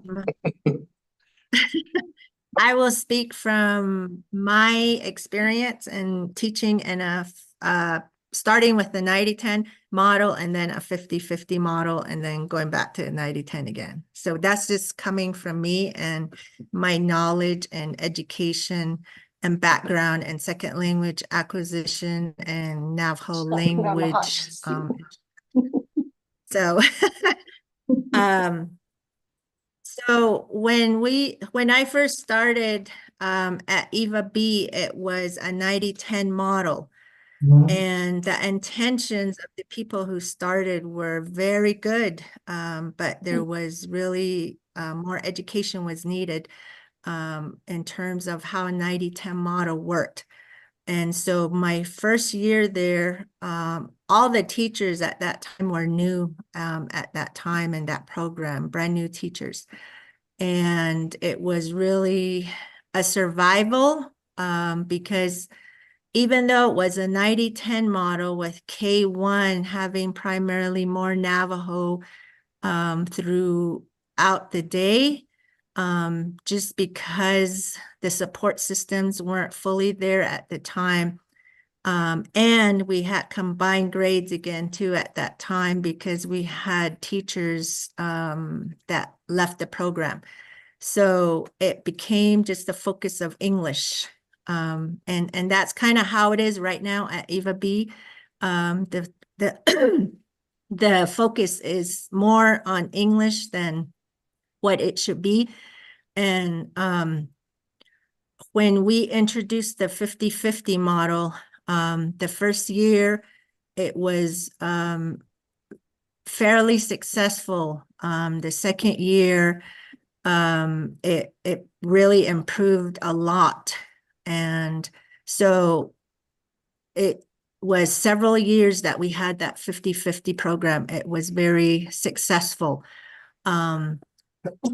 But when I look back on it, looking at research and researching why it was like that, I always share that it takes passionate teachers, first of all, to want to learn or teach the language, not because they're put in there due to their credentials. And that was what was happening. And that was key to the program. And then the collaboration that happened within the teachers that made that program happen. I guess it was that's what it really took. So but I did see the academic comparison between the core content students and the dual language teachers. The data is there, and per Mr. So we can try to retrieve those and provide some information on that. But going back to a 90-10 model, it's been challenging right now, being in its third year, because it's fairly new with the teachers. And so it's a lot of transitioning, even though it's still in its third year, we're still doing a lot of transitioning because some of these teachers that are there, they only taught Navajo the entire day during the 50-50 model. And so now they're responsible for teaching core content too. So, but we're, what's the correct English word? We are adjusting and we're resilient to these changes that were given to us. So I don't know if I answered your We're trying to provide the best education that we can to these qualified, certified individuals that we need. I know there's not a lot out there. I know that, I understand that. And so I know that's the challenge in and of itself, but one of the things that you had mentioned, and this is more pointed to the superintendent, is the lack of continuity in the block instruction at the high school and its impact and negative effects on the students, especially those that are in those programs as well. So I hope that's taken into consideration. But other than that, I appreciate your time and your indulgence in answering the questions. Dr. Begay, I guess my last comment, well, I have a comment and question. With the comment, thank you for all the information you provided, and you did present about 3 weeks ago to the Department of Diné Education, and that was that you shared too. But I would like, in terms of the Navajo language teachers that you have, you mentioned an extra certification to be able to teach Navajo language. What are the other incentives for Navajo language teachers to become Navajo language teachers? Are there extra incentives for those teachers? I know that they're very hard to come by.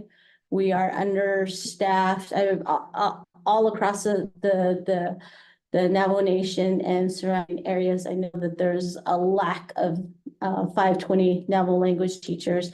So what are some of the incentives that we have in the district, or do you know of any that keep our Navajo language teachers in our district?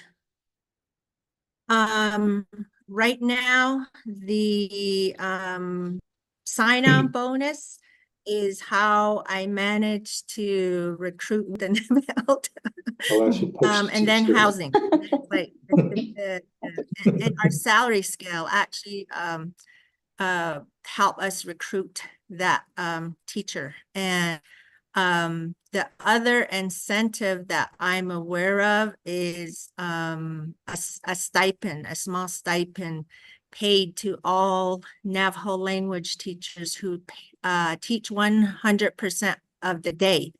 But with your question, Board President Haskell, with the dual language teachers with the extra credential, for example, at Eva B, because they have combined grades, we have to remember and understand too that they're doing 2 lesson plans, one for both grades, and then the lesson plans are done in Navajo and for the English language. So it's almost like 4 that they're doing because of the current situation. So it's really challenging with that situation at Eva B now, but they don't have that any type of retention stipend or just what I mentioned right now is probably that it's $1,000 stipend for any Navajo language teacher in a Navajo language program teaching 100% of the day. Yeah, Superintendent, can we look at that? Look at how that could be equitable in terms of workload and with the high the need for Navajo language teachers, and to look at that to see what kind of things we can do to support. Stipends and Yes, such. if we could, thank you. Vice President Aspis has a question, or she has her hand raised.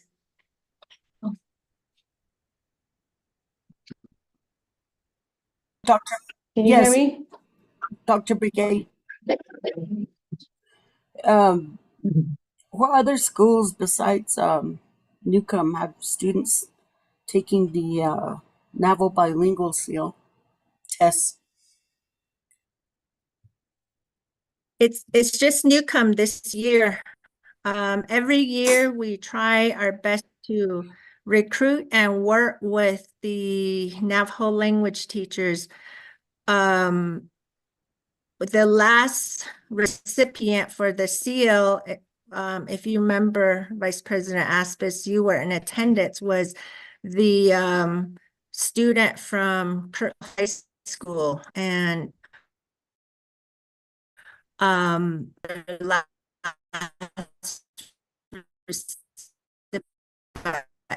every year we do our best to work with the high school Navajo language teachers to recruit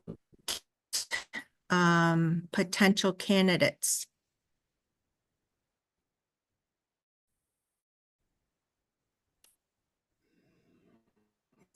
Of New Mexico School Board Association by Gallup board member Priscilla Benali. Yeah, they've asked the question, and I think, you know, we're trying to seek support from the association to where that these they have to get this certification, this extra certification, licensure, and yet it doesn't pay the same.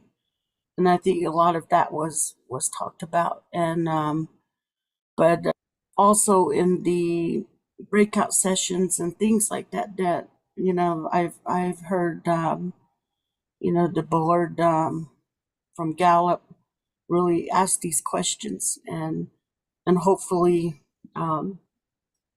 hopefully, I don't know, you know, sometimes it's just talk, you know, that, and but a lot of these areas, which really surprises me, because, you know, you have other languages that are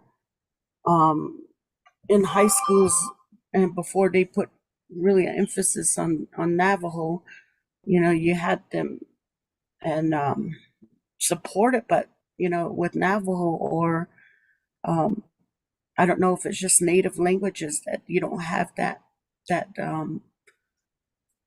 stipend, or that the raise, or, you know, that even pay that these teachers need.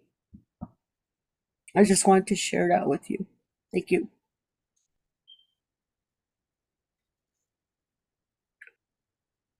Okay, board members, Ms. Haskey stepped away. With that, any more questions or comments on this topic? Mr. So, Yes. this is Cheryl Benali.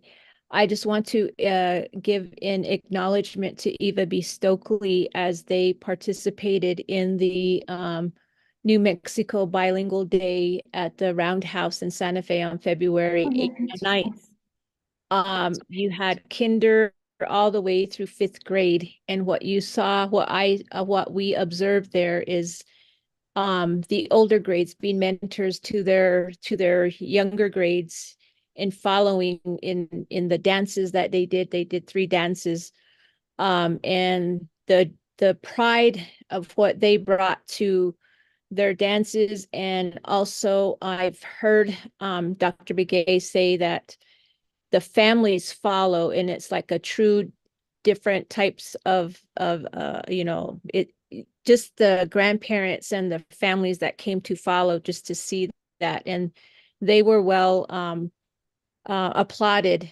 Just in it was a good day for them to experience that. So I just wanted to add that. Thank you.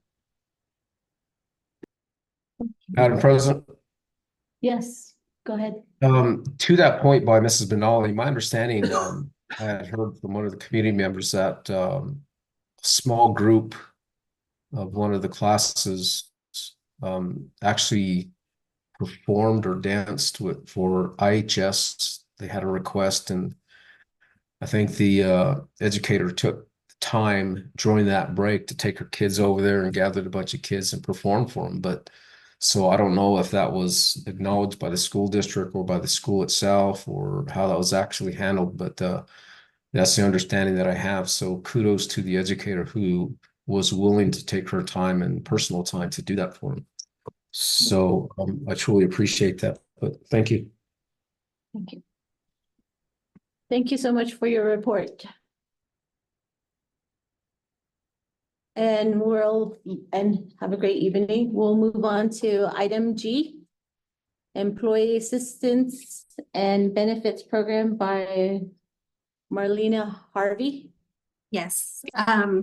Good evening, School Board President Haskey, Vice President Aspis, Secretary Mr. Wells, School Board Member, CCSD community members, and Superintendent Carlson, Mr. Deswood, Assistant Superintendent Mr. Deswood. So I'm sitting in for Tanya Amrine. It was requested that we present the Employee Assistant Program, but before I begin, I wanted to introduce myself. Yate Marlena Harvey Nishya. Torichini Nishlan to Abahi Bashishtin, Ashahan, Dashate, Vitani, Dashanella. So I'm currently in Albuquerque attending the NASBO conference. Thanks for allowing me to present virtually our Employee Assistant Program, which is contracted and managed by the Solutions Group. And I will be going over that with you all. So let me go to the slide here. Okay, so we've launched this program 2 years ago. So this coming April will be almost the 2 years that we've had it. So what this basically this program is about is to provide the support in the counseling services that our employees need for themselves as well as for their families and their household.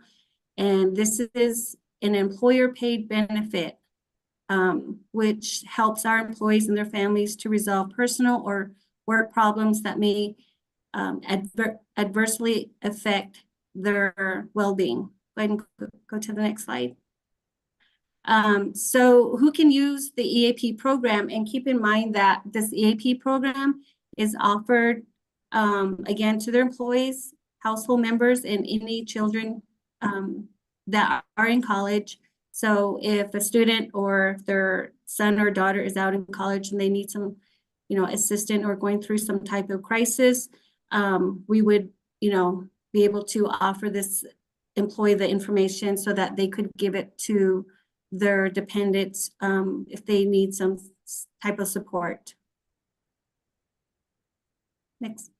Okay, and the EAP services that offers our employees are counseling service, and I can explain to the next slide.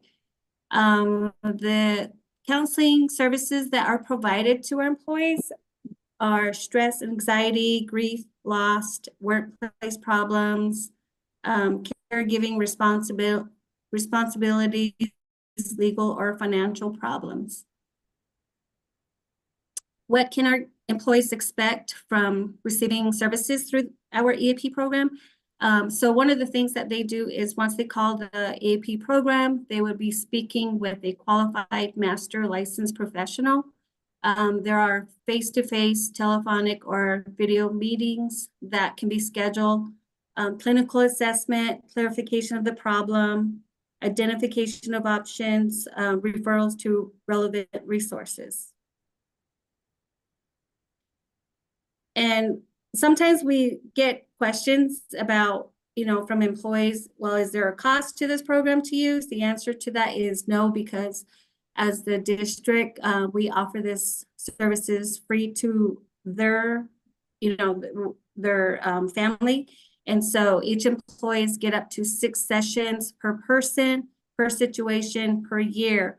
And keep in mind that if an employee is in need help on a different separate topic, they can also get help, up to the 6th session. Now, if they use up their 6 sessions of, that topic, and if they need to be referred out, what the AP services, what they do is they refer the employee out to another entity or another counseling services, because it is going to be out of their scope of their EAP service that they can provide. So they would help in those ways, and then find out if an employee has insurance coverage, and they'll, refer the employee to get more support needed. If the EAP counselor determines that they need additional service, that's the one I just talked about, that they would help our employees seek further counseling service. The next slide. On this slide here that you see, these services are very highly confidential. So anything that the employee discusses with the AP counselor, we don't get that information. We never see anything come through our way. So everything is very confidential and is protected. The other services that the EAP provides is work-life services. Go ahead and go to the next slide. Legal and financial. The AP services, they offer free consultation to our staff on any of these services that you see in the slide. They also, oh, sorry. At the very bottom, where it says Employee Savings Center, that's another great benefits that employees can dig into and see what they can save. Childcare and education.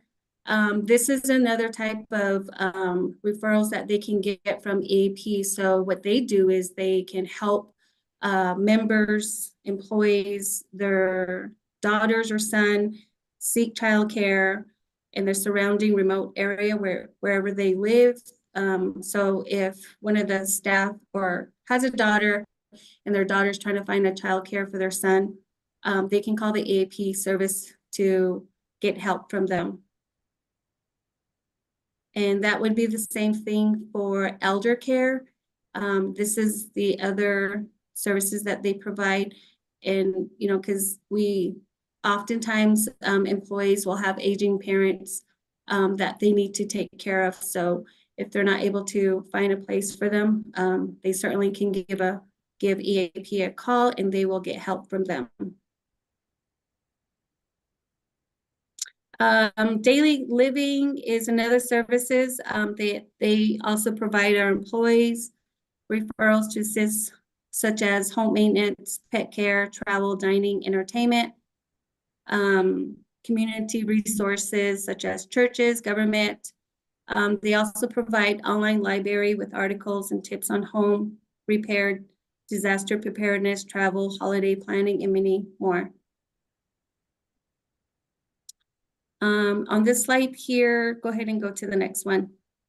Okay, so the EAP services, they also provide free live webinars, quarterly EAP webinars, monthly seminars, pre-recorded programs. They also made available, which is a tool called My Stress.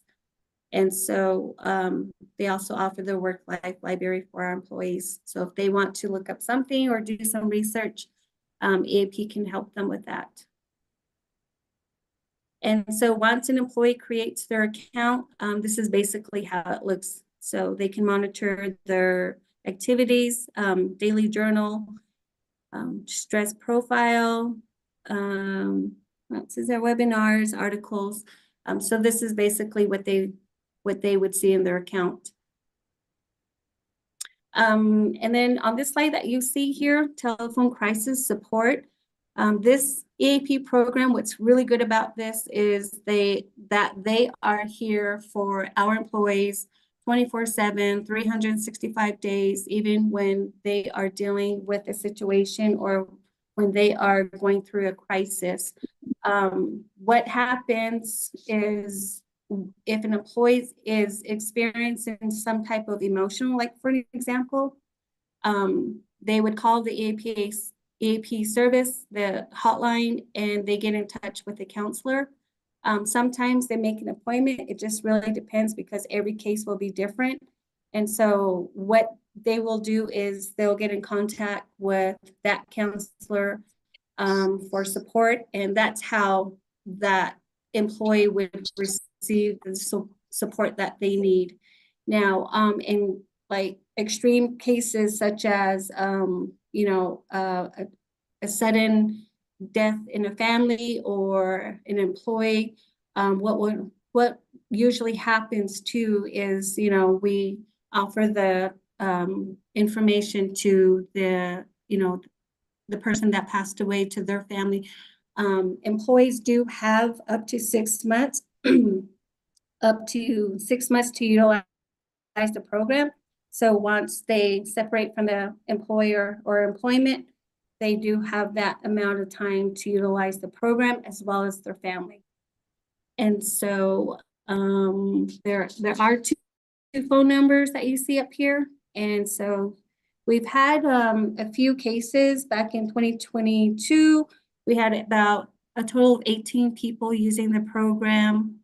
Last year, it went up to 20. So when we rolled this program out back in April, it was expected that it, gradually increases in percentage wise because it was new to our employees, and there's still time to get to know this program and how it will be used to support our employees as well. So, and you can go to the next slide. Okay, thank you for your time. Anybody have any questions? Board members, do you have any questions or comments? I have none. I don't have any. Vice I have President, a question. go ahead. I have a question. So I see that you're 24/7, and it's good to hear that we have these for our district, but to Superintendent Carlson, just like with our counselors at the high schools and at the schools, I'd really like to know, for them to know firsthand what they're selling, so I would like, as the account, the slide that showed how to get an account set up and things like that. I would like to know that our people that are handling this, like Miss Harvey and whoever else, to go in and actually set up and so that they know what is expected, and that they can inform our district what to expect with this program. Thank you, Vice President Aspis, and absolutely we can do that. I know that Ms. Harvey's very good at reaching out to folks when they need help. So we can walk them through that. Our HR team is very responsive, so they can definitely handle that. Yeah. Without, I'm sorry I have to go off subject, but and use myself as an example, but when I seek help through our HR and things like that, and then I tell them what problems I'm coming into, they have no idea, and so that's where I'm asking, if it could be different for our district, and that they know firsthand how it's used and how to get into it and things like that. They probably already know, but I just want to throw that out there, suggestion.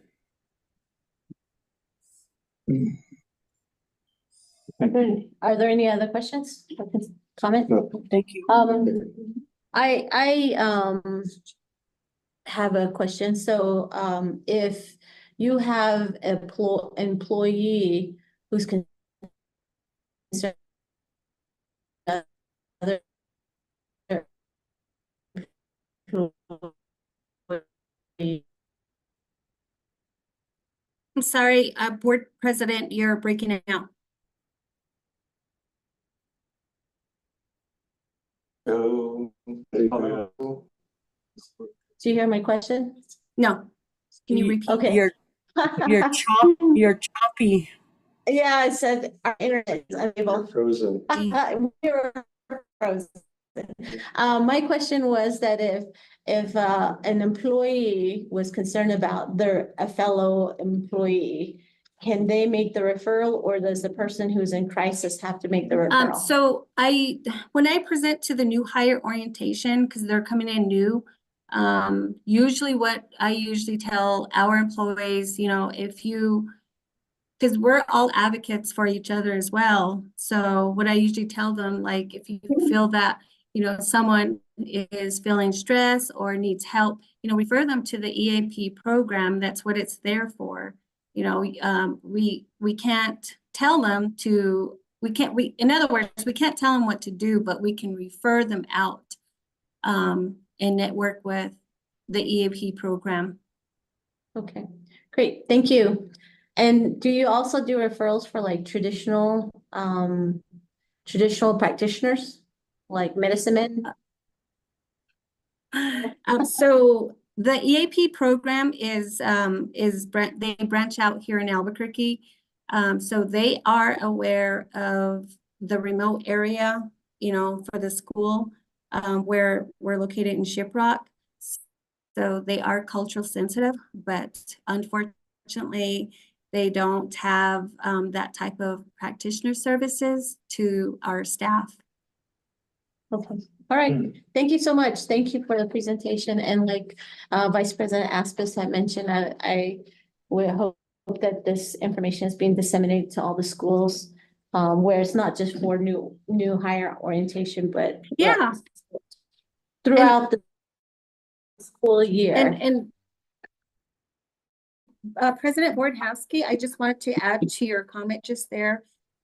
This is what we do to promote our program for the EAP. We do send out monthly webinars as needed. We also have the EAP program resource posted on the CCSD website. We also, of course, we present at our new monthly new hire orientation. It is often mentioned in the superintendent's weekly address as needed. We also do the EAP schedule monthly live webinars. We're gonna schedule another webinar next month in March.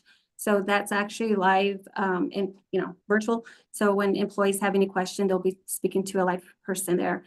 We do include the EAP in our HR newsletter. We also provide brochures and flyers. We also have the EAP posters visibly posted in the school's designated areas, such as front office, break rooms, hallways.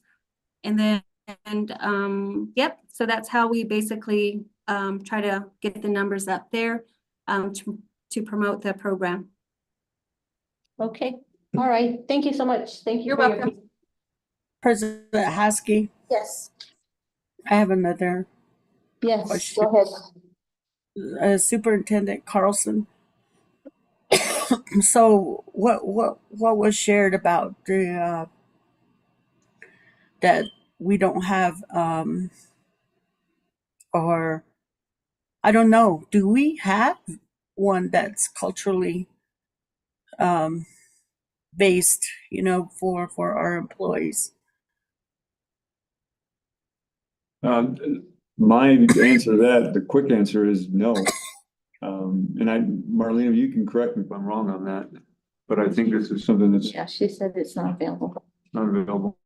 Maybe in other areas, maybe if you can check on that. Yeah, we can look into that too, but it's seating and the kind of different things we would do, but I'm like, I don't think we're doing ceremonies. Yeah. okay. We do offer those for things, but not to individual employees. Okay. My knowledge. Okay, but if you could look into that, that would be great. You bet. Okay, thank you. I just think, we need to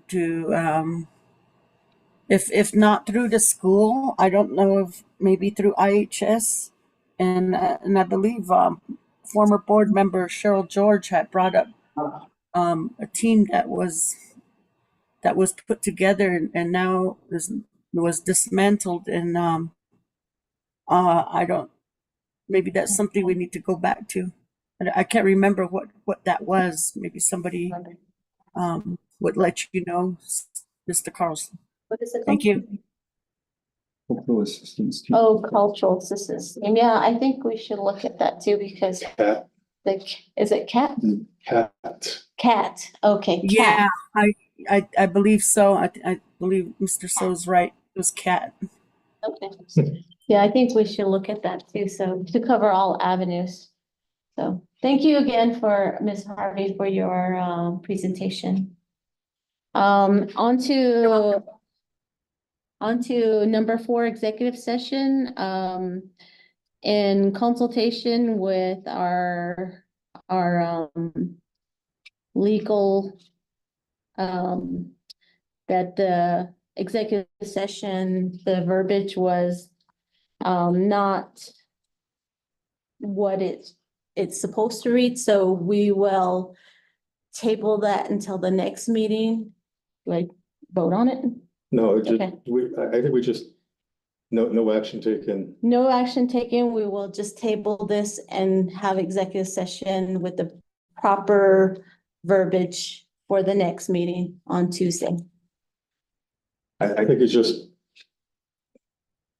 have it until the next meeting, not Yeah. table, because Okay, table not means table. take a vote. Okay, to have it until the next meeting. Is that okay, Sharon?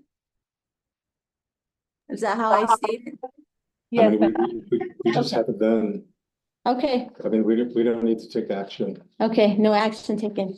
So that leads us to number 5, discussion items for the February 2024 regular school board meeting. Board members, do you have anything to add for the next Madam board? President, Yes, go ahead. update on the student support service audit. Where are we?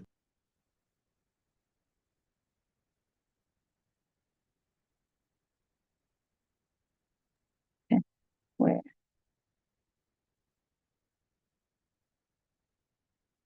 Okay. Anything else? Probably just a brief report. I don't want to get too bogged down in detail, but it's just like an updated graduation report, like where we stand. Kind of like a checkpoint for all of our high schools, a report how many students are on track to graduate. That's one part. The others that are kind of borderline, and the ones that are ready to be told you're not walking. That's sort of report. The hope is not to have that be like a long drawn out report, but really just to give us like an update about where our high schools stand, all the schools. Just each principal, just here's an update from the previous. Yeah, and Okay. that's probably like That's from smaller. the guidance counselors, and as it's really just to keep us informed about what's going on. Okay, Good. all right. Anything else, board members? Yes, I have a comment. Go ahead. Well, the comment to board members, so we did have that back in January or December, or Yeah, we did, it's January. and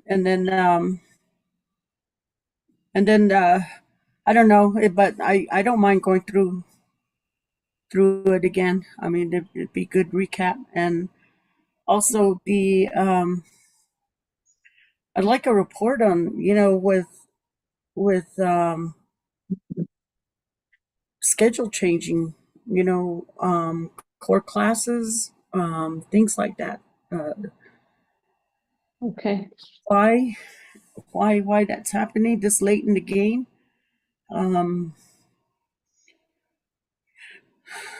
I think that needs to be discussed. okay. Okay. All right, and then I have a few. So one, I would like to have a retreat to update policies on board travel. That was a concern that came up. I would like to revisit that and to select some dates for a board retreat to go over those policies, to review them and go over those policies. 2, I would like the legislative update on what has passed and how it impacts our school. And What hasn't passed as well? what hasn't passed and what our community can do to possibly assist in the future. Number 3, next month's meeting, maybe that's just a really quick discussion on making a decision whether to combine the board meeting to one meeting because of the NMASBO that will be on one of the dates. And then lastly, Should we do that right now or you wait?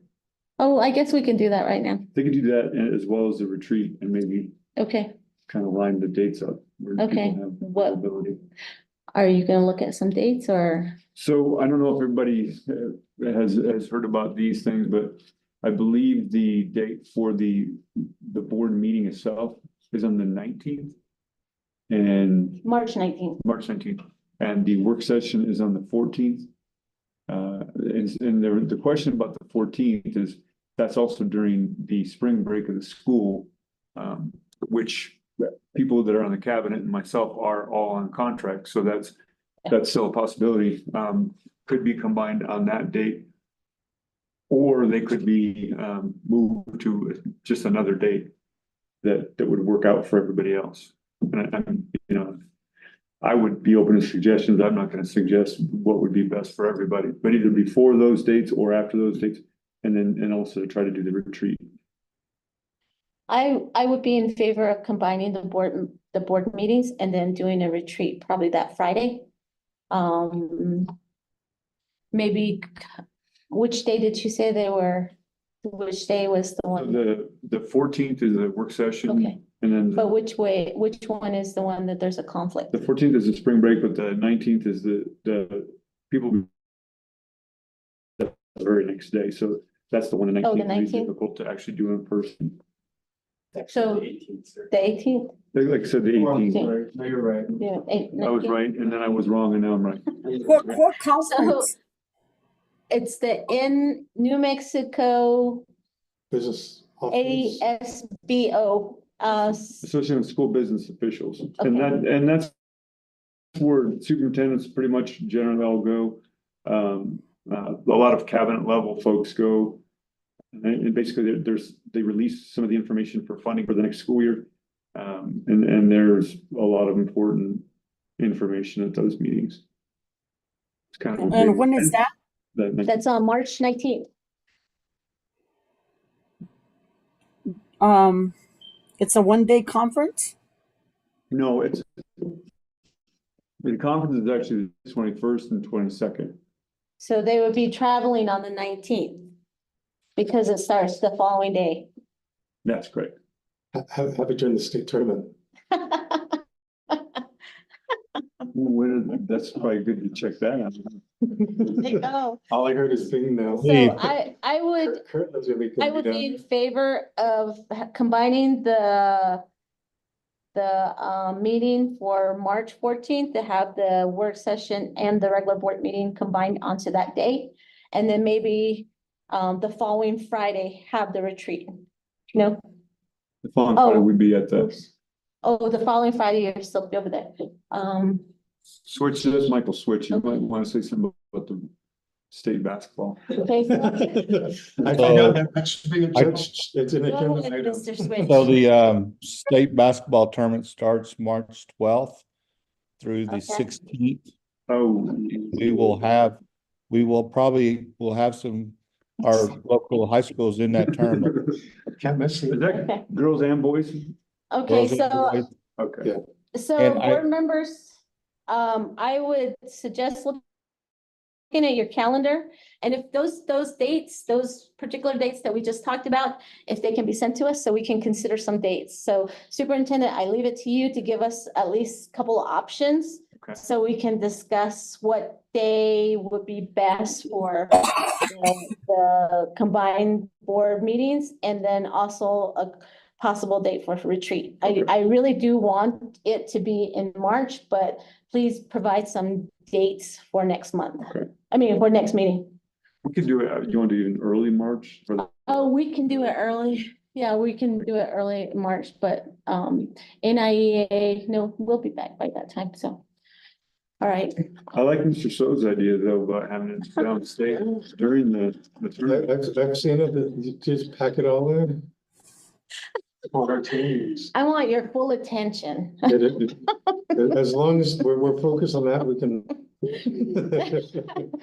Okay, we're deviating. All right, so, Send that out, yes. so give, just provide, Our staff will love that, but provide some dates and then we will, I'll select the date, on Tuesday, so. I'm looking at the 18th to have the combined meeting. That would be work, that's a Monday the Monday. 18th. Are you okay with that? yeah. Okay, I don't have a problem with March 18th either.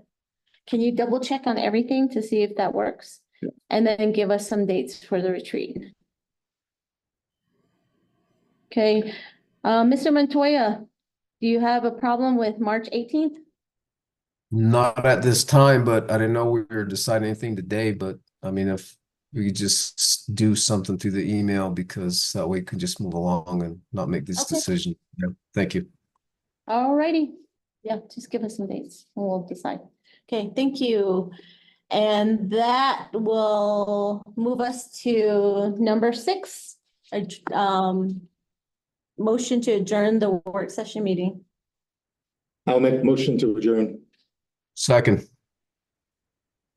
Okay, roll call vote, Vice President Aspis, Yes. Board Do you hear Member. me? Yes. Yes, I heard you. Board Member So, Yes. Board Member Montoya, Yes. and I vote yes, 4 to the affirmative.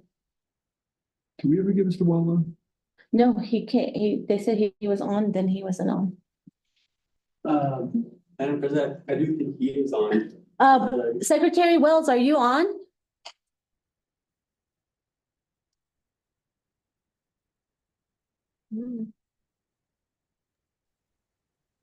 Board President, I don't think he has a mic right now. It's just the phone. Can he, is he agreement to adjourn? I don't know if he has that capability to Okay, type it.